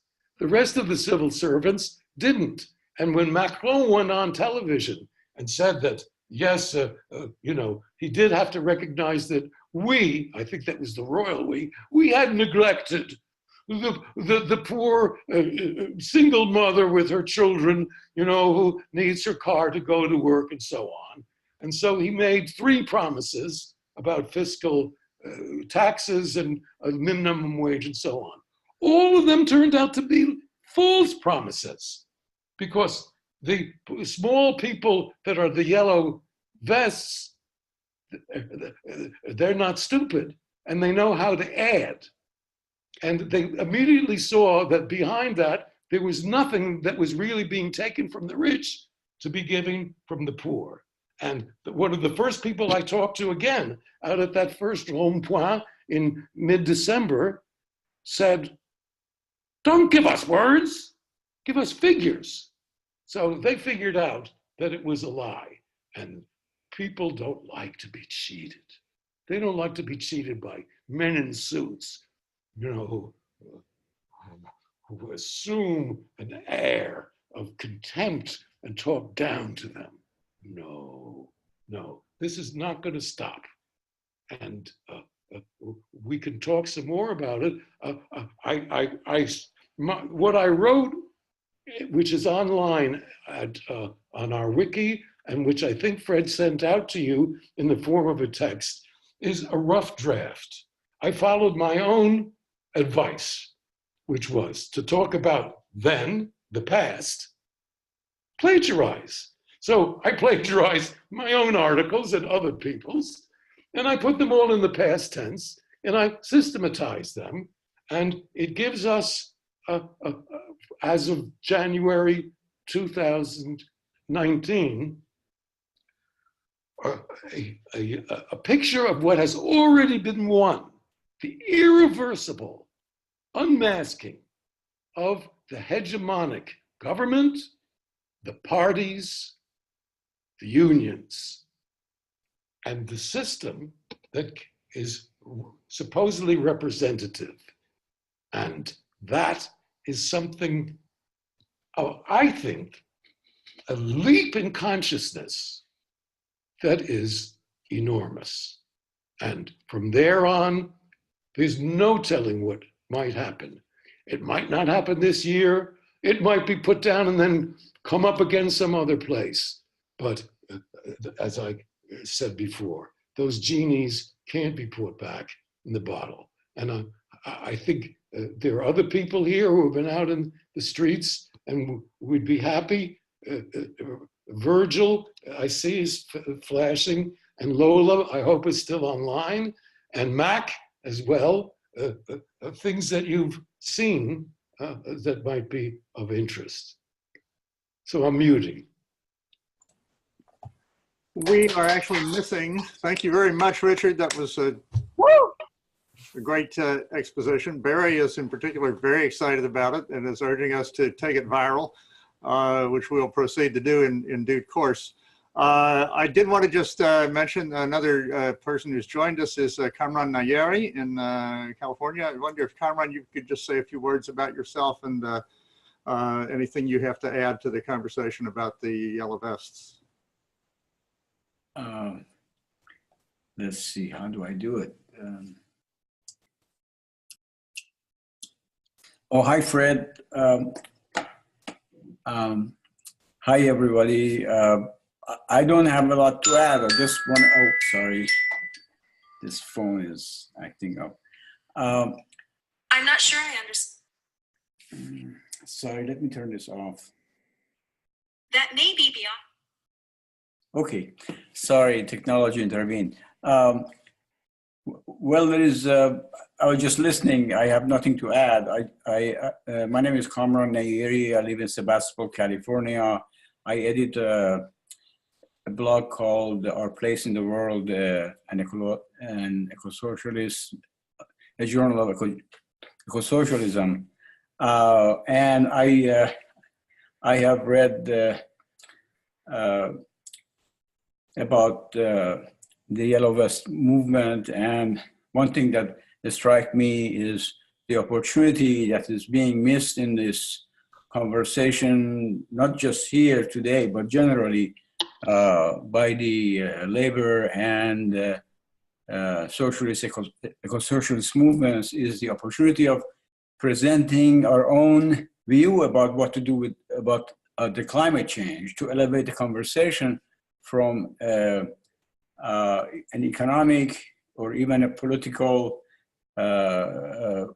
movement right now confronting Macron's government to a real necessary conversation to have internationally about what to do about the climate change. And you know, the tax, the emission tax proposed by the neoliberal government, of course, has to be challenged, and one way to challenge that would be to propose our own plan. That yes, we have to charge emissions, put a fee on emissions or any kind of pollution that capitalist production and consumption is making, that is putting the planet in danger and much of life on Earth in danger. So I would, of course, very much like for people to reflect and discuss this issue, present their own views, or consider and critique my own views as expressed in the article that Fred kindly just showed. In brief, I think this movement and similar movement from below happening anywhere in the world offers us an opportunity to pull together an international perspective, a world perspective, much needed and much, very much missing, because our problems are planetary problems caused by the anthropocentric industrial capitalist civilization we live in. We have to really grasp this issue that none of these problems are actually national anymore. Even if they have national scope at the beginning, they become quickly international problems. So, so that's basically what I want to say. Leave it at that. And thank you for your discussion, and wish you all the best. Richard and everyone, I would just like to point out there's been a conversation taking place on the side in the chat, which we all have access to in various ways probably. But the conversation is about direct democracy versus representation, which is of course a long-standing conversation and debate between Marxists and anarchists and other folks on the left. But I wonder if that could be addressed in concrete terms in the situation that we see in France. How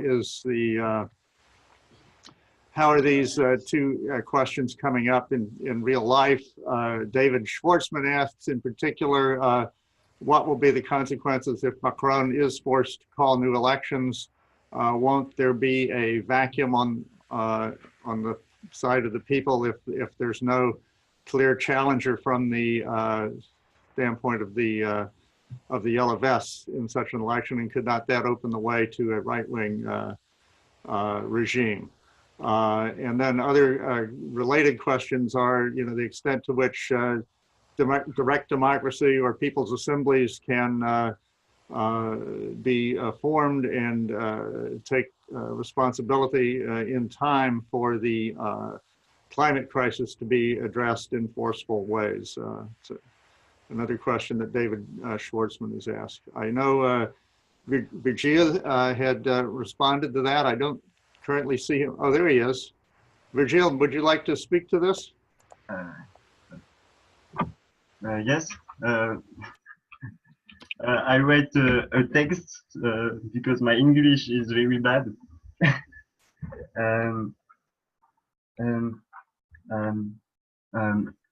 So yesterday, we started from Bercy.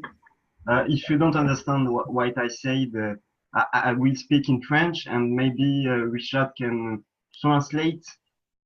It is possible? Oui. Okay. D'accord.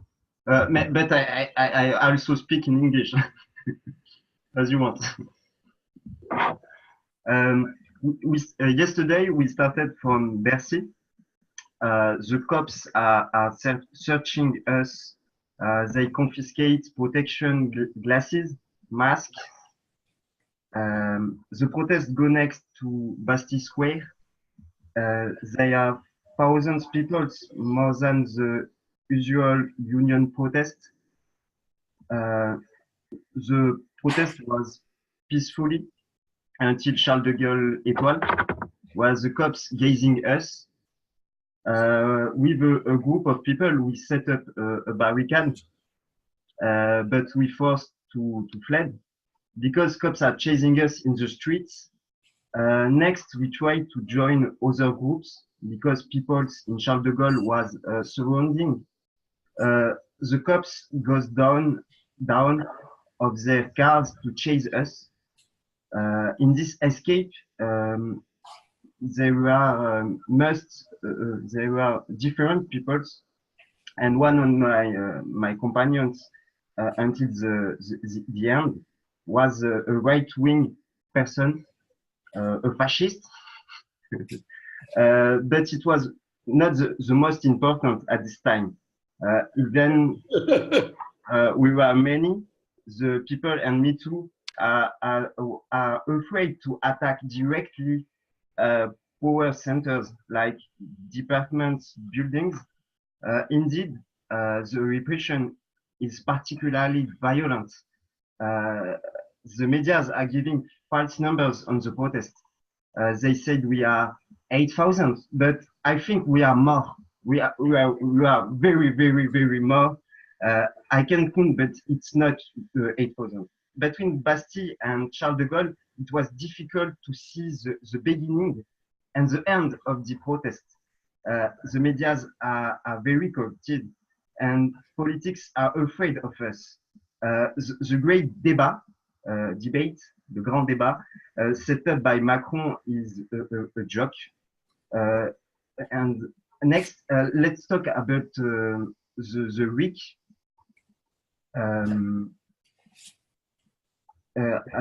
It's a mistake because to set up a campaign, electoral campaign, you need a lot of money and a solid network, like what happened in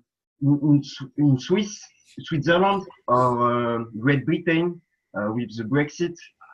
The only solution is to overthrow this fucking state, delete parliament and replace by a direct democracy with local assembly, like Kropotkin proposing to us in his writings and in his books.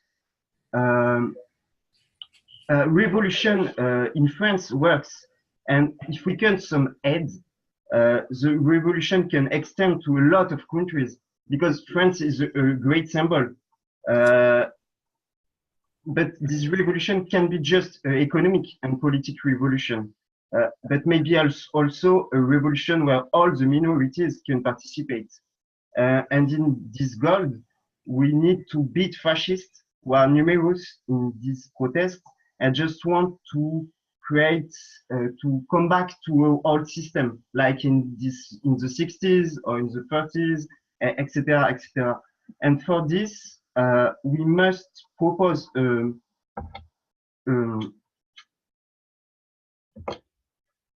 great utopia, like Richard proposed, and we need to ensure is that this new society is inclusive and anarchist one, or socialist, like as you want. I would like to speak about Mélenchon party. His organization try to recover the movement, but that doesn't work. There is no political organization in this movement. I didn't see the France Insoumise in the streets. There are no militants because there are some kind of bourgeois. All parties are repelled. Mélenchon is a social traitor, a bourgeois who spits on black blocs and anarchists and young people who try to raise up against this tyranny. He tried to rule left wing in France. Voilà. Et je vais parler en français parce que Richard is good. It's fine. If I speak in French, you can listen. I can listen to you, Richard. You need to put on your micro. Yeah. Hello, can you hear me? Yes. Je vais parler en français. Tu peux traduire pour moi? Oui, je te traduis. D'accord, ben je vais.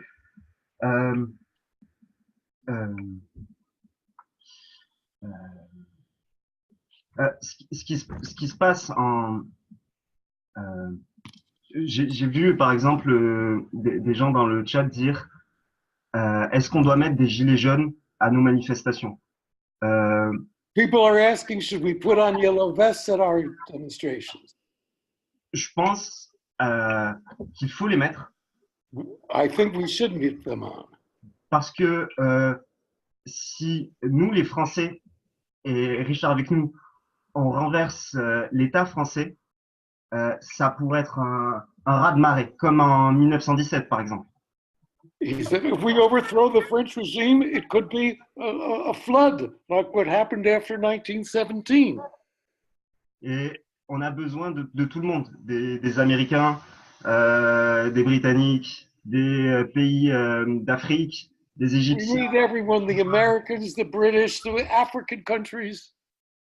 Parce que on peut pas être seul. On a besoin de vous tous. On a besoin que vous veniez en France, même si vous pouvez, pour nous aider à se battre Et parce que c'est aussi votre combat. You can't do it alone. Come to France if you like and help us struggle.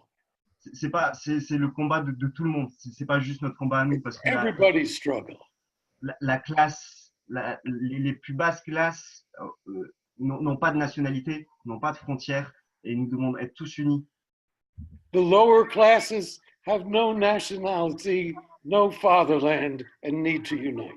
Et n'hésitez pas à parler dans vos médias, aux États-Unis, en Russie, après je ne sais pas d'où vous venez ailleurs, en Allemagne, parce que en France, les médias se taisent et font comme si notre voix ne devait pas être écoutée. Mais ce qu'on est en train de faire, c'est exceptionnel et c'est possible, on peut le faire.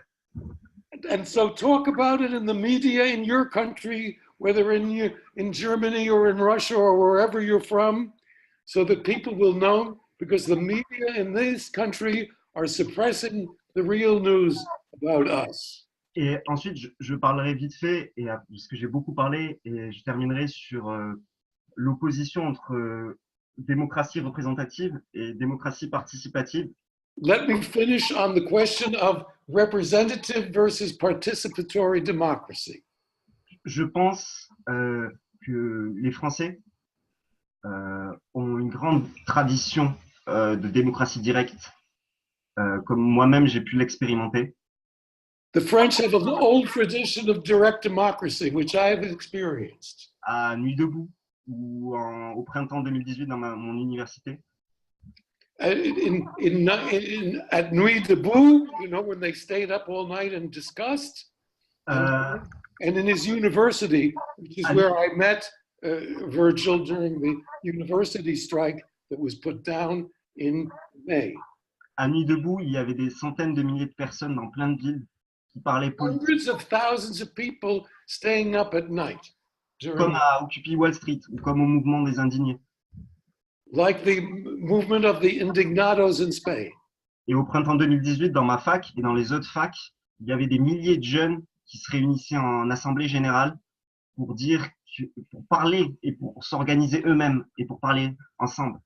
And in the universities, there were thousands who came together in general assemblies to speak for themselves and put forward their complaints. Et le problème, j'ai vu le message de David Schwartzman, c'est que quand on parle d'alternative à gauche, cette alternative, elle existe. On est des milliers, sauf que ces milliers-là, on veut les contenir dans des partis, dans des organisations politiques. On n'a pas besoin de ça, on n'a pas besoin de noms, on n'a pas besoin d'hommes providentiels, on a besoin de personnes, on peut s'organiser nous-mêmes. So in answer to the question of David Schwartzman in the chat, that the problem that there are no political representatives, Virgile says that we will represent ourselves and that we are millions. And it's true that the popularity of the Yellow Vests has remained very, very high through this whole thing that they've been slandered and beaten and suppressed, whereas the popularity of Macron and the government has gone down. Now, I'd like to just answer, I got cut off, so I don't even have my visual part, but I wanted to answer the same question of David Schwartzman. If there is an election soon, if the failure of Macron to lead the ruling class and his weakness, he's obliged to call for an election, there are two groups that could possibly win. One is, of course, Le Pen, but she won't have much of a following among the Yellow Vests. On the other hand, Mélenchon, who is a great speaker and a great leader and pretty far to the left, well, a populist, he would be the obvious person for them to vote for if they didn't completely abstain. Now, so that's the story, except that what will happen if, let's say, Mélenchon who's not the worst person in the world, got elected. He couldn't do anything to help the people because France is part of the European Union. And the European Union puts a cap on the amount of money that a country can spend on social improvements and infrastructure and all the rest. That was the treaty that we all voted down, and that links France and the other nations of Europe into a debt system where they're not able to bring social progress because the debt is limited to 3%. So once he's in power, he's going to have to do exactly what Syriza did in Greece, which is sell out his base. So I think people are aware of that because many of them, all of them, one of the big slogans of the Yellow Vests is sovereignty. And by sovereignty, they mean two things: national sovereignty and democratic sovereignty. In other words, the democratic sovereignty is we want to vote on everything by referendum or one form or another of approval, and not just once every 7 years send somebody up to rule us. And national sovereignty, because in order for France to get out of the straitjacket of the German banks, they would have to withdraw from the European currency and bring back the franc and do exactly what de Gaulle did when he took power with a coup d'etat in 1958. He won his referendum, although he was unpopular, because he promised the French lots of largesse and social programs that were part of his referendum, and he was able to do it because he immediately devaluated the franc. So it cost the French much less, and it put them in a competitive position with the other industrial countries. So that's the impasse. And let me just add one more point. Both Le Pen and Mélenchon, in the month of December, organized splits in their parties of the extreme right and the extreme left and expelled the people who were for leaving the European Union. In other words, both of the parties that pretend to be the opposition to Macron are committed to the neoliberal program of the European Union. And people are not so dumb that they don't know that. Next question, going back to ecology. I don't think people are so dumb about that either. They know that the government subsidizes the oil industry to a huge extent, and the coal and the rest of them as well. They know that the Macron government's counter-reform was to do away with the law to tax big fortunes, both of individuals and of corporations. So it's the same Trump policy of pretending to be for the little people, but in fact, huge giveaways to the petroleum and the carbon industries, and trying to put the burden, and that was the first step of this, the diesel tax, putting the burden on the poor who are dependent on their cars to get to work. I don't see how the ruling class can get around that. And so that's my answer to the question both of elections and to the eventual convergence of a real ecology movement.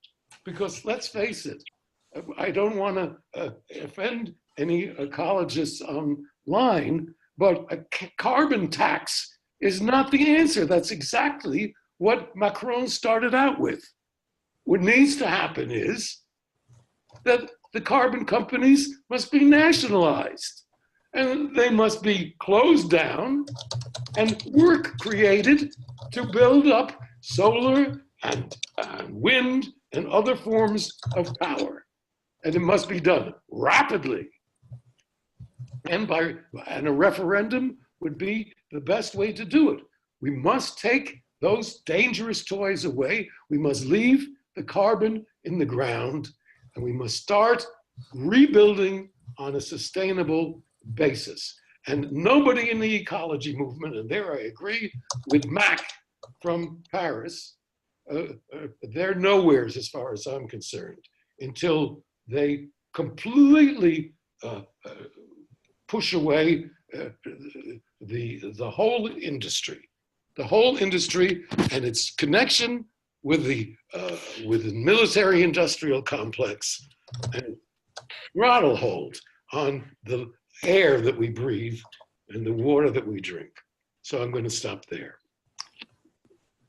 I'm going to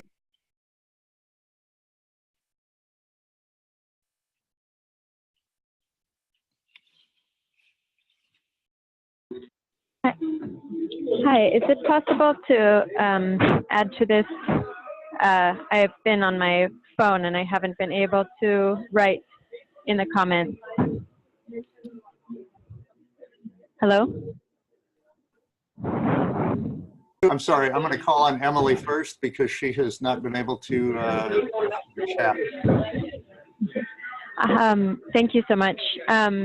So I just wanted to add to this and continue with my point earlier that, you know, if we want to take on this power ourselves, we have to really look at where our own investments are and where our money power is. And I think that the more that we can draw people in from all divides, because it's really the people at the top who have the money that can shift these industries, and figuring out where to put it and having that be a really big focus for us. I don't know, it's just a point that I keep coming back to, because I think that at the end of the day, yeah, I mean, money moves everything. And basically, all of these issues that we're having, ecological and social divide, is,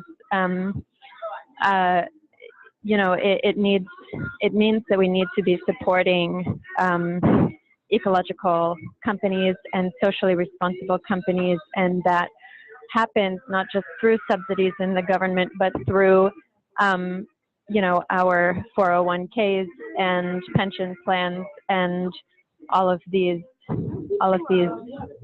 things that go much deeper. And so, you know, if we do want to take on the responsibility ourselves as individuals and have that not be the government's place, then we really have to start doing that problem-solving work. And so, yeah, that's what I think is important.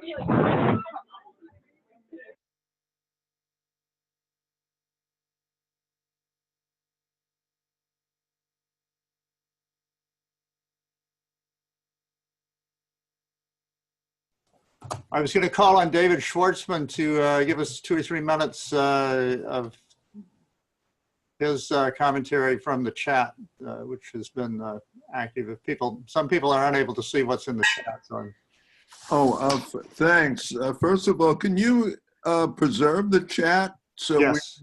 Yeah, I appreciate that. You know, Richard and I often agree, but we often disagree, and that's why I love Richard and appreciate our conversations. I would submit that class struggle has many dimensions, and to write off electoral struggle is a big mistake. I side with Christian Parenti's views regarding the state and the need to actually conduct a struggle around state power. And in particular, what we're facing, again, coming back to the growing danger of catastrophic climate change, if we don't take action very soon, is the need to actually construct a coalition which includes even section of green capital.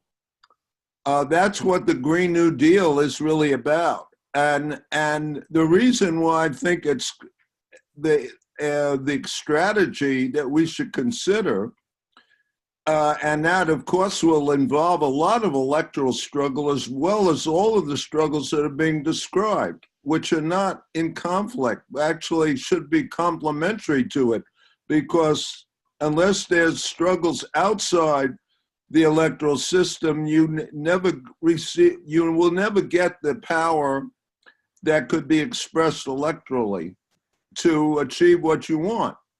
So we need to, my position is that we need to reload Lenin.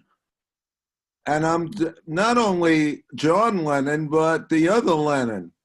You know, John Lennon's, I'm invoking his great song Imagine, but also the other Lenin in terms of using divisions in the ruling class in what we confront to isolate and undercut the power of the military-industrial complex, which is represented by the leading governments, you know, in France, in the US, and so forth. So that's my, and one more point. We just heard, I forgot the name of the last speaker, but I think she made an important point about the need to conduct the struggles for public banking, which is going on in the United States right now. And I think this is an important part of an eco-socialist platform. So that's, I guess, my 2 minutes. I'm going to mute. Thanks, David.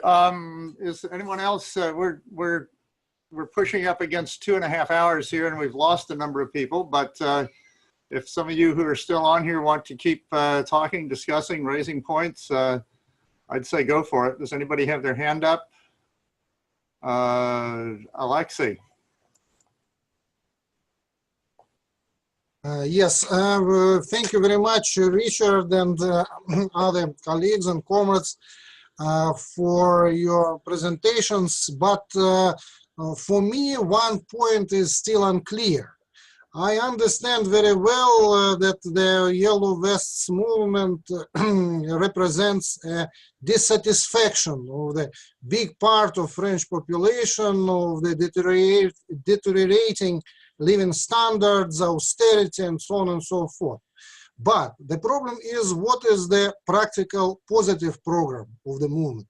Does this coherent program exist at all? What practical demands can unite all these heterogeneous elements in the movement from the far left to the far right? I think we know little about that. And I sent to the chat a link to the so-called manifesto of the Yellow Vests of 25 points. And this was publicized by Russian official media as the authentic program of the French popular movement. Finally, it appeared that this is fake. And this was produced by some Russian trolls. But this also was used to influence the French situation. I asked comrades if they are familiar with this document. And if this document is false, what document is authentic? Of course, such slogans like abolish the system, abolish capitalism, abolish representative democracy, and so on, they sound well, but they are not practical at this moment. France is not ready for anarchist communism now. It's a matter of fact. What are the concrete demands? What is the concrete feasible practical changes program of the Yellow Vests? I would be thankful if you explain that.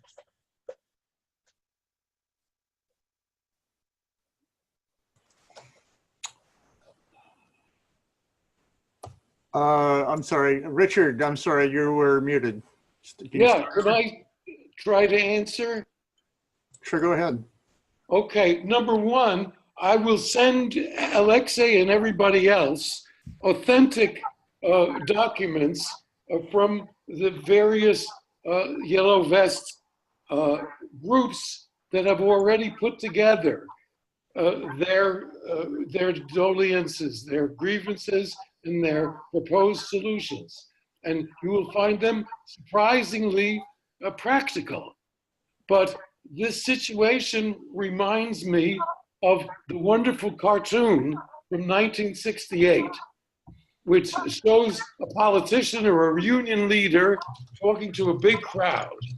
And they say, he says, do you want this? And they say no. And do you want that? And they say no. And in the last box, they say, he says, well, then what do you want?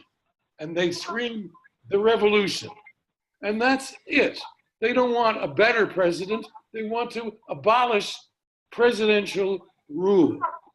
They want perhaps a certain representativity, but on the principles of the Paris Commune. That is to say, that all representatives must be given limited short terms, must be limited by their mandate. That is to say, they can be recalled at any time if they no longer express as spokespeople what they were elected for. And number three, that they should be paid at the average wage of a working person. So those are the guarantees for yes, a form of workable representation, but one that would more and more involve more and more people into the direct running of government. So to talk back to David, I would say, sure, if you want to reload the Lenin that said every cook can govern, and start by turning government into what Lenin would have called schools of communism, where through practical work, they will learn how to overcome these things. Because let's be clear about this. The people in power now are incapable and unwilling to do what needs to be done. The billions have to be taken away from the billionaires. There's only one way to do that, and that's get rid of them. There's no sense for you to ask me and other little people to reinvest our in more large corporations. None of these people have investments. The only people that have investments are rich people. So, you know, it seems to me that the yellow vests are on the right path. And if they fail this time around, it's going to have to be done that way. Because there are no big ecological corporations. The oil companies knew from their own scientists in the 1970s that if they continued, it would destroy the atmosphere. And so they fired their own representatives and hired public relations people to convince everybody that global warming was a hoax.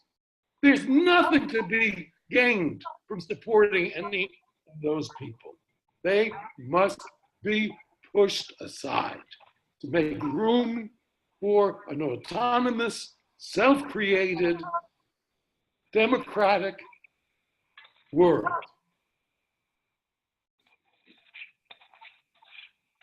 That's all I got to say.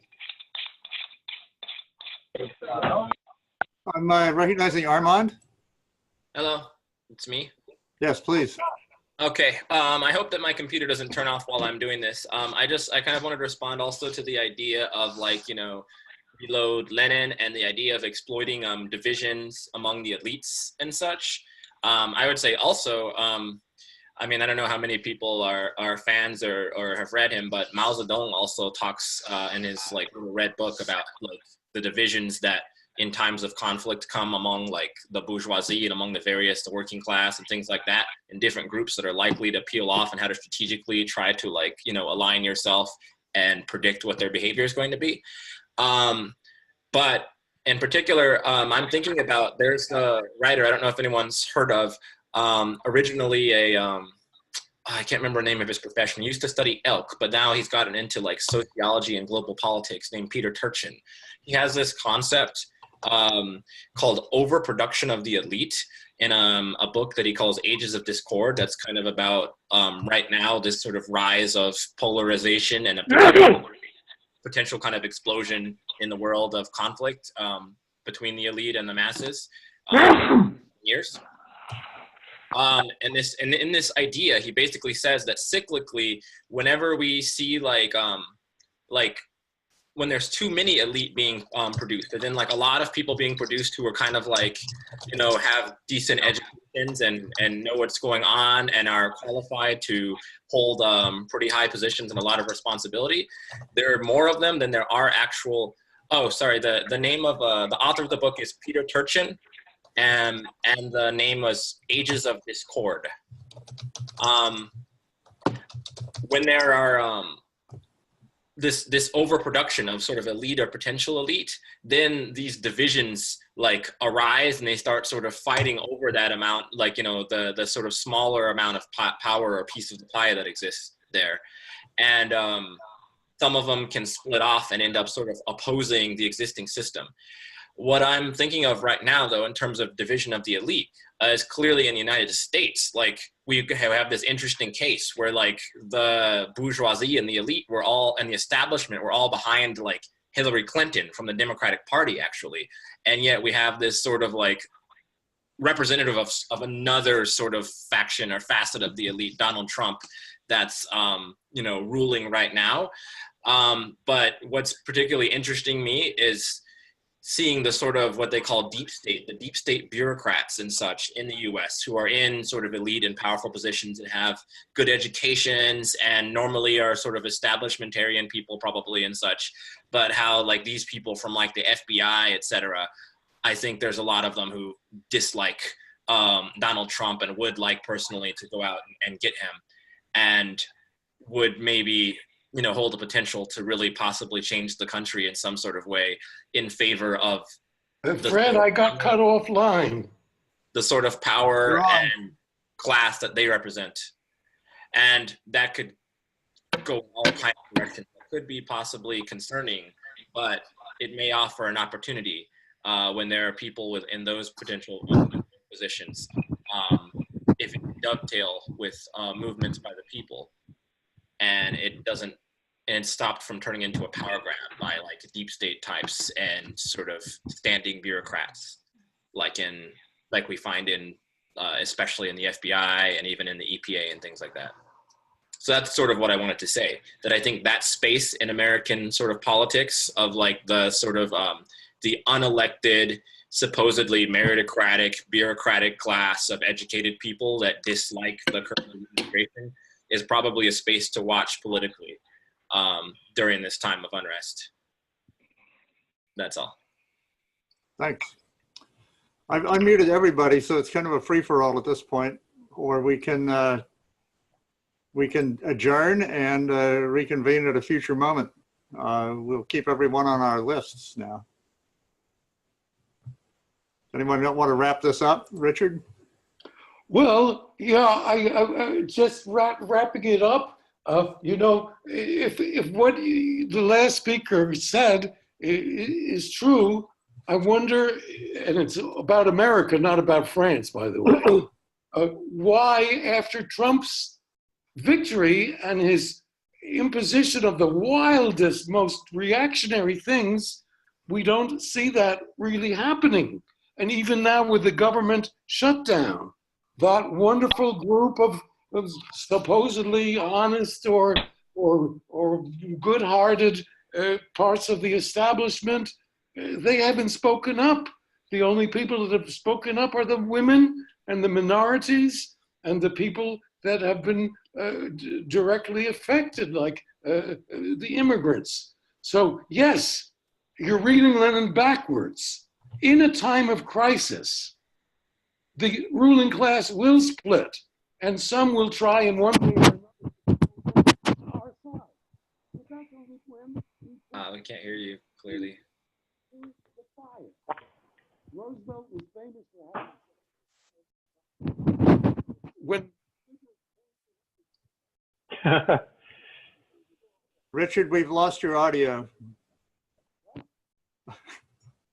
Richard, you're doing this wonderful peroration and we can't hear a word you're saying.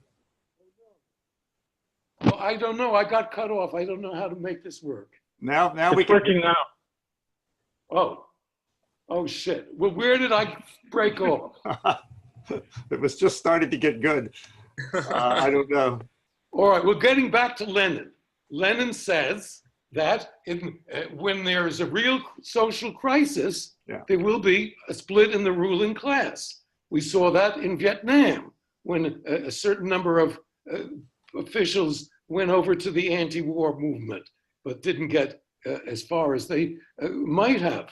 But here we have Trump in America doing the worst possible things, and he's obviously a madman and a terrible reactionary and a racist and everything else. And I don't see anybody in the establishment really breaking with them. And looking to the FBI and the CIA, who are the worst, absolutely horrible people, potential saviors against Trump. I'm not looking for them. Sorry, I'm not. It's absolutely, to me, mindless. Sorry, So I'm saying this: when the ruling class, it can't. Hello? Yes, go.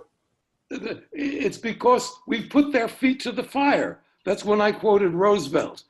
When the liberals came to him and said, well, we should do this and you should do this and you should do that, he said, I agree with all of that. Now make me do it. So this mass movement may or may not result in shaking the establishment to such a point that they make serious reforms. But that's not in our hands. The billionaires are not going to become ecologists. We have to take away the carbon money from them and stop it. And the only one way to do that is with a mass movement.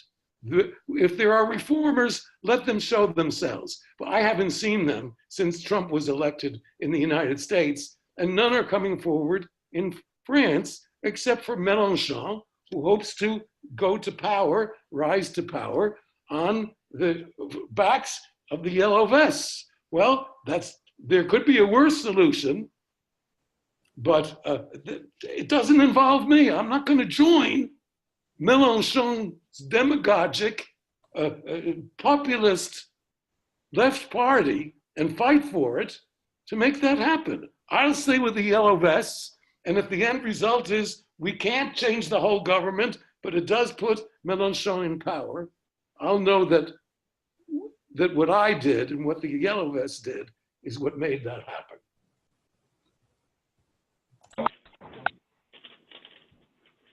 Okay, once again, thanks everybody for joining us today.